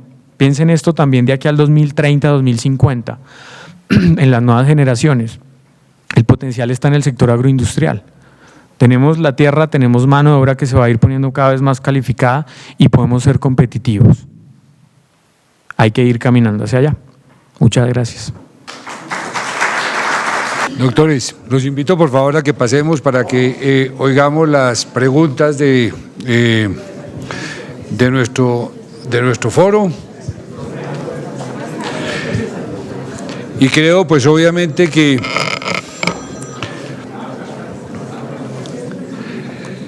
quedamos entre convencidos y preocupados, y entre convencidos de que sí se necesita la reforma tributaria, pero preocupados. Yo creo que les haría para empezar la siguiente pregunta, y es: el empresariado tiene un papel relevante, el empresariado es jalonador de la economía. El petróleo pues claramente está quitando ingresos. Uno pensaría siempre, los gobiernos deben disminuir los gastos, pero ustedes nos acaban de mostrar que es difícil disminuir los gastos. Inclusive creo que hay una parte jurídica que influye también en los gastos, en los costos que hay que hacer. Entonces la primera pregunta es: ¿qué papel debemos desempeñar el empresariado hacia el crecimiento de nuestras propias empresas, hacia la sostenibilidad del país también, para que tengamos un país responsable, socialmente sostenible y en un futuro que sea próspero? ¿Qué debemos hacer ahora respecto a nuestras propias empresas para que sean sostenibles y qué debemos hacer respecto al país? No sé cuál de los dos. Doctor Miguel. Muchas gracias. Yo creo que el empresariado debe, es mi opinión, exigirle al gobierno que sea un gobierno eficiente, que sea un gobierno que gaste en lo que toca, que sea un gobierno que ponga los impuestos que debe, que sea un gobierno que le deje espacio al sector privado para realizar su actividad económica y tratar de ser lo más eficientes posibles dentro del espacio que deje el gobierno. Lo que yo creo que no debe hacer el empresariado es permitir que le pongan los impuestos que no toca y evadir las obligaciones que tiene si puede cumplir con lo que le toca. Esa es mi opinión. Debe también prepararse para competir, debe exigir claridad y permanencia de las reglas del juego, debe exigir calidad en el gasto, eficiencia en el gasto, en el gasto público, y debe exigir también que se respete las normas de competencia, que los mercados de factores sean cada vez más eficientes, que las instituciones sean cada vez mejores, que se gaste en la infraestructura que toca, que se reduzca la corrupción, que la tributación posiblemente se recargue menos en las empresas y más en las personas, y que se adopten los impuestos menos distorsivos posibles. Creo que el tema está en exigirle al gobierno que gaste bien lo que recauda, que el recaudo se incline un poco más a las personas naturales y no tanto a las empresas, porque las empresas son el motor de riqueza de una sociedad, de generación de empleo, de formalidad, de innovación. Y en el punto de la innovación, yo creo que el compromiso que debemos tener pues los empresarios de aquí en el mediano plazo es invertir en innovación para que el crecimiento sea sostenible. La gran ventaja de un sistema capitalista, a diferencia del vecino que tenemos a la derecha en el país, es la competencia que se permite, que es muy sana y que genera innovación y desarrollo de nuevas cosas, nuevos productos, nuevas tecnologías y crecimiento sostenible. Si podemos nosotros invertir de nuestros recursos, de nuestra producción, a desarrollar nuevas cosas, a ser más competitivos, eso nos va a ayudar sosteniblemente en el tiempo. ¿Qué otra cosa puedo decir yo? Hay que seguir promoviendo que este país sea formal. ¿Cómo logramos que sea formal? Miren, ustedes no me lo van a creer, pero cuando Carlos Raúl llegó a Bancolombia y empezó a hablar de la banca más humana, muchas personas no creían ese cuento de la banca más humana. Pero hoy en día todo el mundo siente eso de corazón. Si uno empieza a decirle a sus colaboradores en una empresa que hay que ser formales siempre, eso tiene unos beneficios muy grandes. Primero, porque el gobierno logra recaudar impuestos, hace que menos gente va a impuestos, entonces el gobierno logra tener un mejor recaudo, controla mejor sus finanzas y puede gastar mejor. Y segundo, porque esa formalidad le da mejores condiciones a los hogares para que puedan costearse sus estudios universitarios, para que puedan costear los de sus hijos, y no hay mejor inversión en un país que la educación. Yo les dejaría simplemente eso: trabajemos por la formalidad, trabajemos por exigirle al gobierno, también por nuestro compromiso de trabajar responsable y sosteniblemente en el tiempo. Esa es la invitación que siempre hacemos al sector constructor. Por ejemplo, los invitamos a crecer siempre de manera sostenible, evitando que se formen burbujas en el mercado hipotecario, porque es que el costo de una burbuja no es solamente para el constructor, no es solamente para el banco, es para toda la sociedad. Si los empresarios nos ponemos con la camiseta de trabajar por la formalidad, la innovación, la inversión en educación, en infraestructura y en tecnología, eso genera impactos sobre toda la sociedad y se traducen después en mejores situaciones económicas para los mismos empresarios. Quiero que sea más una mesa redonda. Gracias. Quiero que sea más una mesa redonda, por lo tanto, mi moderación consiste más en abrirles el espacio a ustedes, que me parece importante. Creo que hay demasiadas preguntas para hacer. Quisiera sus reflexiones alrededor de dos inquietudes particulares sobre el tema que ustedes muy bien han expuesto. La primera, escuchando al presidente de la República y al ministro de Hacienda, ellos plantean que el concepto de rico en este país empieza con un patrimonio de 1.000 millones de pesos y que los que tributarían alrededor, según la reforma tributaria propuesta, serían más o menos unas 50.000 personas en el país. Esto le da a uno la idea de que hay un problema muy grande en la distribución del ingreso per cápita en este país y que la perspectiva de mejorar y de equilibrar ese problema de ingreso per cápita muy mal distribuido históricamente en este país, pues como que da la idea que no tiende a mejorar. Por otra parte, económicamente el ministro plantea que nos ha ido muy bien porque las cifras de empleo, las cifras de ingreso y demás son muy positivas. En los últimos 10 años hemos visto claramente que el ingreso per cápita de este país ha crecido 100%. Sin embargo, ustedes muy bien lo anotan, que el nivel de competitividad de este país todavía está en el mismo nivel que teníamos hace 10 años. Mi pregunta en concreto sería, ¿cómo ven ustedes las perspectivas para que esa desigualdad de ingreso per cápita en este país que nos golpea tanto desde el punto de vista de ingreso para el Estado se pueda mejorar con acciones inmediatas por parte del Estado y por parte del empresariado? Gracias. El problema grande que tiene la manera como se hace la política fiscal en Colombia es que no contribuye a mejorar la distribución del ingreso, no contribuye a hacerlo ni cuando recauda impuestos ni cuando hace el gasto. El gasto está mal focalizado y la estructura tributaria no es progresiva. Eso se debe parcialmente a que está muy recargada en las empresas, por una parte, y por otra parte a que tiene el impuesto de renta demasiadas exenciones y eso no permite que se grave adecuadamente y que haya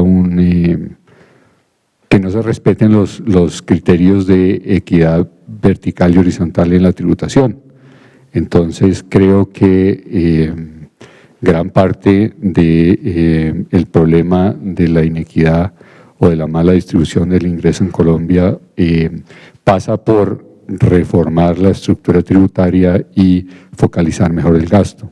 El gasto público en Colombia es regresivo porque está mal focalizado, no beneficia a las personas más pobres y vulnerables.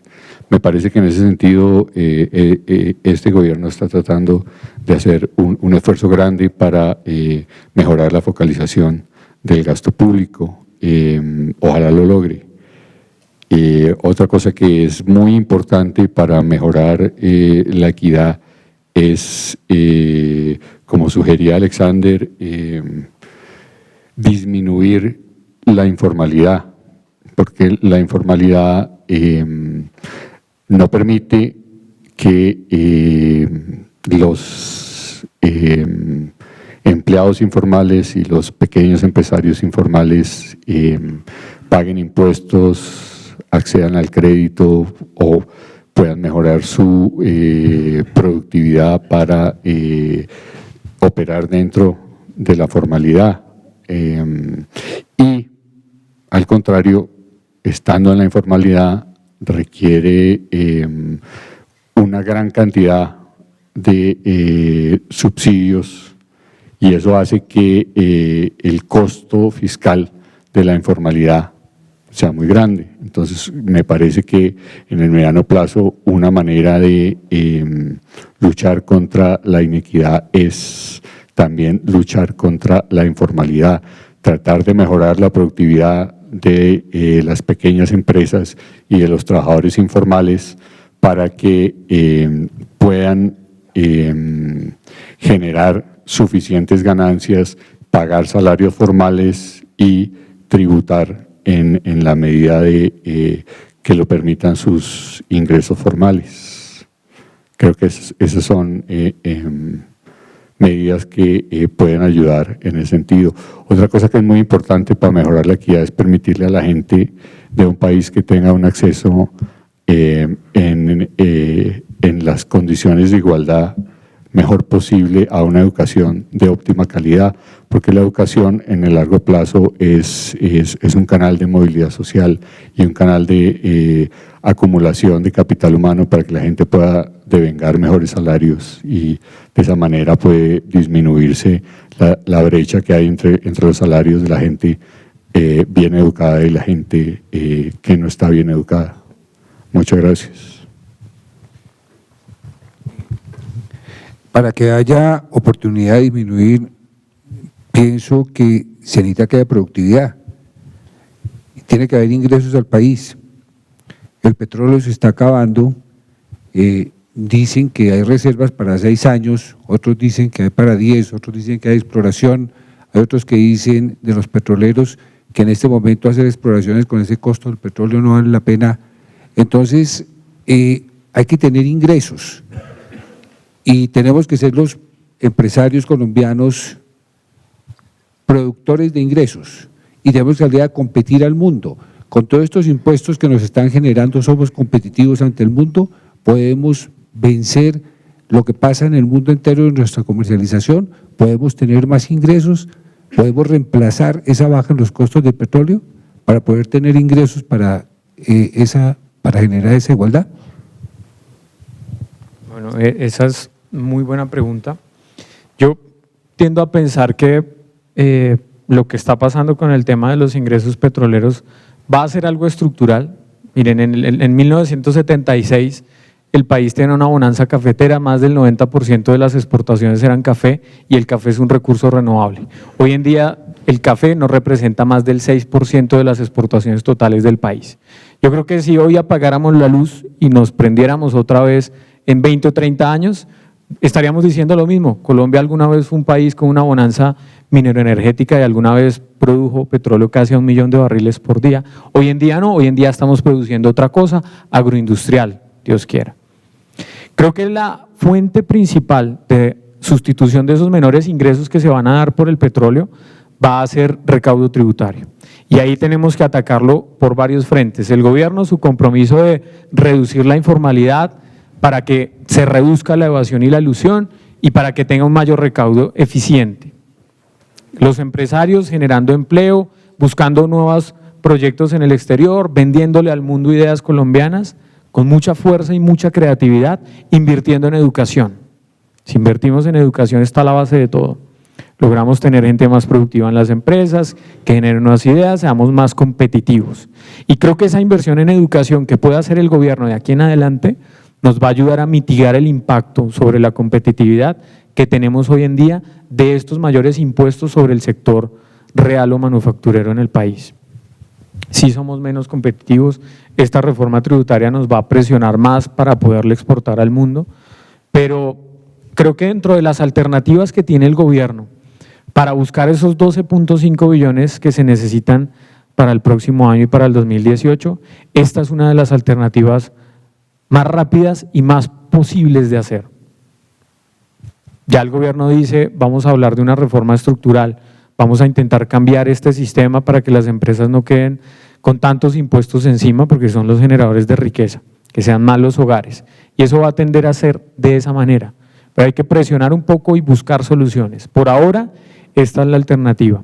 Y la competitividad no puede estar, y perdónenme que les diga esto, la competitividad no puede estar sobre la tasa de cambio. Todos le pedimos al Banco de la República que deprecie más el tipo de cambio, que compre más dólares para que la tasa de cambio se deprecie. Pero si uno se pone la mano en el corazón y ve que el mundo está con un crecimiento económico bajo, que en Europa esa deflación que hay va a llevar a que los precios manufactureros caigan y sean mucho más competitivos contra nosotros, pues la respuesta no va a estar en el tipo de cambio, va a estar en lo que hacemos nosotros para ser más competitivos desde acá, desde lo que producimos. El tema que usted mencionó del gasto público que no se puede tocar, voy a decir la palabra porque es constitucionalmente, yo creo que hay un tema que nos falta manejar. Como en cualquier país que tiene problemas, igual que una empresa, también modifica su gestión administrativa, funcional y gerencial. Y yo creo que nosotros estamos en mora de que entender que el país cambió, que su geografía es otra, y vamos a tener que eliminar consejos de pueblos que ya no existen, que son barrios, y ahí tenemos que trabajar, porque si dejamos el futuro del país en las mismas manos de lo que se administran, y eso sin tocar el tema de corrupción, pues esto no tiene perspectiva económica. Creo que también tenemos que ser muy claros en que la administración de lo público va a tener que tener reformas. Entonces mi invitación también es a que la reforma estructural fiscal pues la construyamos entre todos, pero la política también. O sea, no podemos seguir siendo gerenciados por los mismos, con los mismos conceptos, para administrar lo mismo un país que no tiene nada que ver con el país que era hace 40 años. Entonces yo diría que también tenemos que pensar un poco en esa reflexión, porque no podemos partir de mejorar el país cuando el gasto público dizque constitucionalmente o legalmente no lo podemos tocar. La inequidad que está pasando también es eso, unos pocos ganando juzgos, como ya lo vemos, justicia, senados, cámaras, con unos ingresos totalmente locos y no estamos de acuerdo que nos administren ellos. Entonces yo creo que esa conciencia también hay que tenerlo en estos temas y no será difícil. Lo pongo es como tema de reflexión también. Cuando ustedes hablan del sector crecimiento del sector de la construcción, los dos hicieron énfasis en la vivienda. No sé si está incluido, si ustedes están incluido o está incluido la inversión en infraestructura vial, que me parece de un impacto muy grande y que el gobierno le está apostando justamente a mejorar el empleo con eso y a mejorar la competitividad de las empresas. Ninguno de los dos mencionó eso. Quisiera saber cuál es la contribución de esto en el escenario económico. Gracias. En los resultados del último trimestre y probablemente la última parte de este año, el crecimiento de la economía colombiana va a estar más, va a descansar en una mayor proporción, es en la construcción de obras civiles, sobre todo en la ejecución de los presupuestos de regalías en los gobiernos regionales y locales.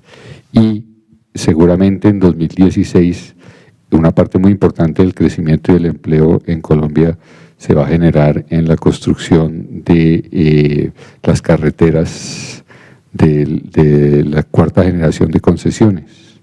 Entonces sí es muy importante y sí está ahí y sí está contribuyendo, y seguramente si se logran los cierres financieros de las concesiones que se han otorgado este año, el año entrante, y se comienza a construir hacia finales del año entrante y comienzos de 2016, eso le va a pegar un estartazo grande a la economía, que el Ministerio de Hacienda calcula más o menos en 1.5% del PIB por año mientras se construye, y en 1% permanente cuando se acabe la construcción de esas obras. Solo una anotación muy pequeña. En la Cámara de Infraestructura tenemos un monitoreo de esto, y hay unos recursos que se llaman recursos plan, que no son los del 4G, sino que son de las regalías. Esos recursos plan se los transfieren a las gobernaciones y a los municipios, y hemos determinado que en casi la gran mayoría de todas esas licitaciones solamente se presenta uno oferente, o a veces máximo dos oferentes. Eso quiere decir que son licitaciones direccionadas. Una anotación sobre la corrupción que ustedes mencionaron ahorita y el papel del empresariado en ir en contra de la corrupción. Es un tema que desafortunadamente cuando va a los municipios es distinto que el manejo del gobierno central. Mencionas que el estimado de la tasa de cambio para este año es de 2080, pero al mismo tiempo dices que va a haber una devaluación del peso.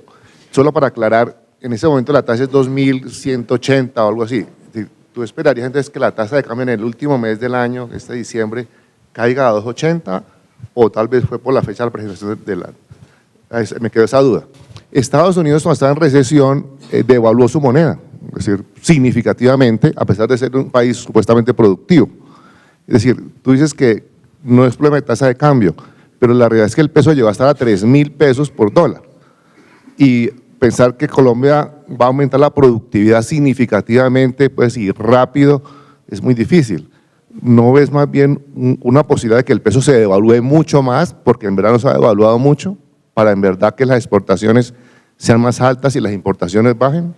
Sobre la primera pregunta, la proyección del tipo de cambio de 2080 la hicimos cuando iba como en 2050. Seguramente ahora va a terminar siendo más alto. Yo lo que siempre digo sobre la proyección de tasa de cambio es que es de las variables más difíciles de pronosticar el nivel, el valor, pero la tendencia es mucho más sencillo de hacerlo, y la tendencia va a ser depreciación. El otro año tenemos la proyección de 2.180 pesos por dólar. Creo que puede haber algo de corrección, Pues los anuncios de ayer no ayudaron mucho, pero el tema del petróleo que les decía a ustedes, preguntarse si esto es estructural o es de corto plazo, hay fuerzas ahí encontradas de oferta, demanda, hay intereses políticos. La posición de la OPEP de ayer mostró que así tengan algo de pérdidas en este momento, lo que también quieren ellos es que el precio del petróleo se baje y sacar del mercado a las fuentes de energía sustitutas al petróleo, que eso puede hacer que los precios se corrijan de nuevo. En el 2015 veamos un petróleo más alto. Y sobre la competitividad, creo que la depreciación del tipo de cambio ayuda, pero si te pones a pensar, dentro de las importaciones, casi el 40%, sumando bienes de capital y materiales y materias primas para la industria, se pueden volver más caros. Entonces nosotros hicimos un ejercicio de qué le pasaba a toda la economía colombiana si el tipo de cambio se depreciaba. en 1%. Y encontramos que el efecto sobre el neto, sobre el Producto Interno Bruto era casi cero, era positivo pero casi cero. Y cuando empezamos a descomponer por qué pasaba eso, encontramos que se afectaban negativamente las importaciones, se afectaba negativamente el consumo de los hogares, la cartera de consumo, se afectaba al sector industrial también algún tiempo negativamente, luego su efecto era positivo pero casi después de un año de tener depreciación. Entonces por eso mi posición está un poquito inclinada hacia la competitividad, hay que buscarla independientemente de lo que pase con el tipo de cambio, pensar siempre en eso. Pero muchas gracias por la pregunta. Las autoridades y sobre todo los bancos centrales tienen el poder de afectar el tipo de cambio en el corto plazo, en un año, en menos de un año, pero en el mediano plazo el tipo de cambio resulta es de las condiciones estructurales de la economía, sobre todo de la inflación doméstica que está determinada por los costos domésticos. Entonces, si uno quiere lograr una depreciación del tipo de cambio en el mediano plazo, el tipo de cambio real, lo que tiene que hacer es tratar de bajar los costos. Por eso es que es tan importante para mejorar la competitividad de la producción nacional, pues bajar los costos, entonces bajar los costos salariales, bajar los costos de la energía, o por lo menos que no suban tanto como suben en los otros países. Construir las vías que bajen los costos de transporte, generar la energía a unos menores costos, todo eso permite que haya una devaluación real en el mediano plazo. Nosotros en Bogotá sentimos la presión de diferentes policías que están encima de nosotros todo el tiempo, la DIAN, la UGPP, el SENA, todos haciéndonos presión sobre si estamos pagando efectivamente lo que se debe pagar. Esa misma presión no existe en las regiones, esa misma presión no existe fuera de Bogotá. Y creo que es una inequidad para nosotros los empresarios bogotanos, que tenemos a toda la policía encima, pendientes de lo que estamos pagando, de lo que estamos haciendo con respecto al manejo de nuestros empleados, de cómo los estamos entrenando, de si tienen las certificaciones de trabajo en altura y una cantidad de requisitos nuevos que no existen fuera de la ciudad.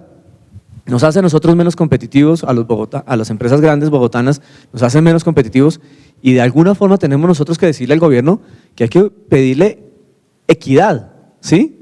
Equidad para que trate a las regiones igual que nos trata a nosotros, porque nosotros estamos dejando de ser competitivos por cuenta de la cantidad de presión que tenemos y estamos teniendo, yo personalmente acabo de subir la nómina del grupo de auditores, simplemente para poder responder a todos los requerimientos que me están llegando de las diferentes entidades. Es una presión muy grande que nos vuelve a nosotros poco competitivos y simplemente sentimos que toda esa presión de impuestos está en cabeza de nosotros y no está en cabeza de la totalidad de los empresarios colombianos y no está en la totalidad de las regiones.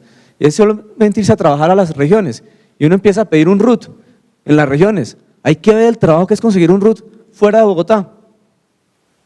Hay una inequidad muy grande y creo que es una reflexión que nosotros como empresarios debemos ver cómo el gobierno se vuelve más equitativo, que no seamos nosotros los únicos que estemos pagando todos los impuestos y que estemos poniendo al día a nuestros empleados, que estemos poniendo, parece que fuéramos solamente unos pocos los que tenemos que terminar pagando los impuestos de este país.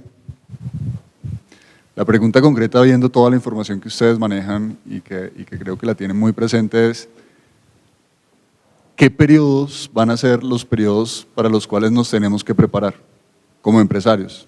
¿A partir de qué momento? Ya sabemos que estamos viendo apenas las consecuencias de todo lo que está pasando por estas variables externas e internas, el posconflicto.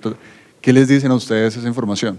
Sabiendo que es algo pues, que cada uno tiene que analizar posteriormente, pero ¿qué dice hoy la información? ¿En qué momento nosotros tenemos que empezar a preparar esa estrategia para que las empresas puedan afrontar esos momentos que sabemos que van a llegar?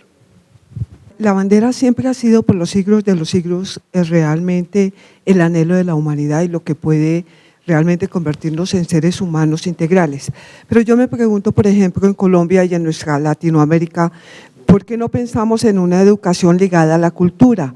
Decía el periódico que el 70% de los latinoamericanos nunca ha asistido a una conferencia, a un concierto, y la dejación que hacemos de los centros históricos, de las calles, de cosas mínimas. El Ministerio de la Cultura es cenicienta.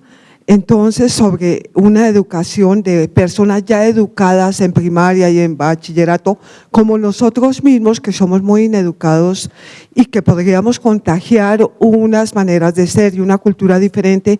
¿Por qué no pensamos también en la educación, integrar la cultura de cierta clase media y cierta clase alta que es muy ineducada en el arte y en otras cosas? Yo quisiera comenzar por la de qué se viene para un hombre de negocios que opera en Colombia. Yo creo que es inevitable que en el mediano plazo la financiación resulte un poco más costosa. Creo que hay que prepararse para que la financiación vaya a ser más costosa.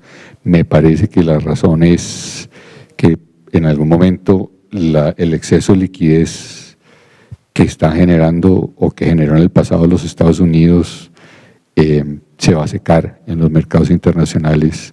Eso va a cambiar la percepción de riesgo, eso va a hacer subir el riesgo emergente, y los bancos centrales, para evitar una fuga de capitales muy grande en el mundo emergente, van a tener que subir sus tasas de interés, por lo menos hacia las tasas neutrales. Eso puede verse parcialmente compensado por la necesidad que tiene el Banco Central de Japón y el Banco Central Europeo de seguir haciendo una política monetaria muy expansiva. Pero creo que como nosotros estamos en la órbita del dólar, y como a nosotros lo que nos afecta más directamente es lo que pasa en los Estados Unidos, yo creo que ese encarecimiento de la financiación para nosotros es inevitable. Me parece también que en el mediano plazo no quisiera, pero de pronto puede haber una carga tributaria mayor. La ventaja que me parece que puede tener la producción de bienes y de servicios en Colombia es que probablemente, como consecuencia de las mayores obras de infraestructura, como consecuencia de el empeño que tiene el gobierno de mejorar el gasto en investigación y desarrollo, de mejorar la innovación en el país, la competitividad de la producción nacional en el mediano plazo va a mejorar por ese lado. Y en el corto plazo seguramente la tasa de cambio va a brindar un estímulo adicional. La recuperación de los Estados Unidos, la afirmación de la actividad económica ya también va a representar una mayor demanda para los bienes transables de Colombia. Eso es lo que yo veo por ese lado. Yo sobre el punto que dice Miguel, tiendo a pensar que esto es como cuando uno estaba en la universidad, que estudiaba para el examen, llegaba al examen intentando saber todo lo posible y en el examen le preguntaban todo lo que no se había visto en el curso. Y creo que así es la vida. Uno intenta prepararse para lo que pueda venir, pero siempre hay cosas que uno no logra predecir. Lo que uno logra predecir es, por ejemplo, 2015, subida de tasas de interés en Estados Unidos, depreciación del tipo de cambio en Colombia y costo del crédito un poco más alto, sobre todo créditos de largo plazo, vivienda y consumo, financiación más costosa. 2016, efecto de lo que está pasando en el precio del petróleo sobre las finanzas públicas, posibilidad de nueva reforma tributaria y más carga sobre las empresas y sobre los hogares en Colombia. Y en el mediano plazo, yo creo que para lo que tenemos que prepararnos es posconflicto, lo que pueda venir en adelante. Si eso termina, pues bien, que esperamos todos pase así. Creo que hay que esperar pues más carga tributaria, gasto y el compromiso también de todos de hacer que esto sea sostenible en el tiempo. Creo que Colombia tiene posibilidad de crecer sosteniblemente en los próximos 10 años, creo que la tiene. ¿Que hay riesgos? Sí. ¿Que hay choques como cisnes negros que uno no puede predecir? Totalmente. Pero si todos hacemos como lo que nos corresponde responsablemente y socialmente responsable, pues vamos a hacer que sea mucho más fácil ir navegando las aguas que se vienen en adelante. ¿Los riesgos dónde están? La dependencia de Colombia sobre el petróleo, el crecimiento del mercado inmobiliario, hacerlo sostenible, la formalización de la economía, la educación, todas esas cosas, pero va a ser muy difícil siempre ver el futuro. Y sobre las otras dos preguntas, la equidad y la parte de la Yo creo que el anhelo de que a todo el mundo se le trate igual pues es un anhelo legítimo y hay que reclamarle al Estado para que las normas, las leyes, los compromisos se cumplan en todo el territorio nacional. De eso se trata la vida en sociedad, de eso se trata el papel del Estado, de que todo el mundo reciba el mismo trato y cumpla las normas en cualquier lugar del territorio nacional. Creo que es una aspiración legítima y no podría estar en ninguna manera en desacuerdo con eso. Es un deber de los funcionarios públicos. Entiendo que eso es difícil, pero pues esa es la obligación del Estado. Yo me quedo con una frase que vi hace unos días en Facebook que decía: la equidad no se decreta, la equidad se construye. Y Colombia tiene la 7ª peor distribución del ingreso a nivel mundial. Estamos por fuera del promedio de la región. Y creo que el tema es compromiso del gobierno en hacer unos recaudos de impuestos de ricos, entre comillas, distribuirlo a los pobres de manera eficiente. Aporta el sector privado, aportan los bancos también, con iniciativa de financiamiento de educación. Y lo junto un poquito con la educación y la cultura, que era la tercera pregunta. Creo que eso es un tema fundamental, pero hay que atacarlo por varios frentes. Una familia de ingreso medio bajo tiene tantas preocupaciones por estar buscando el ingreso para pagar la vivienda, por el arriendo, por la educación, que no le queda tiempo de pensar en cultura.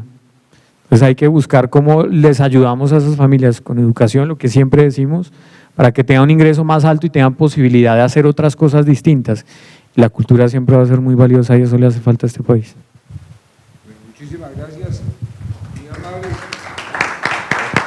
Mil gracias a todos, muy amables.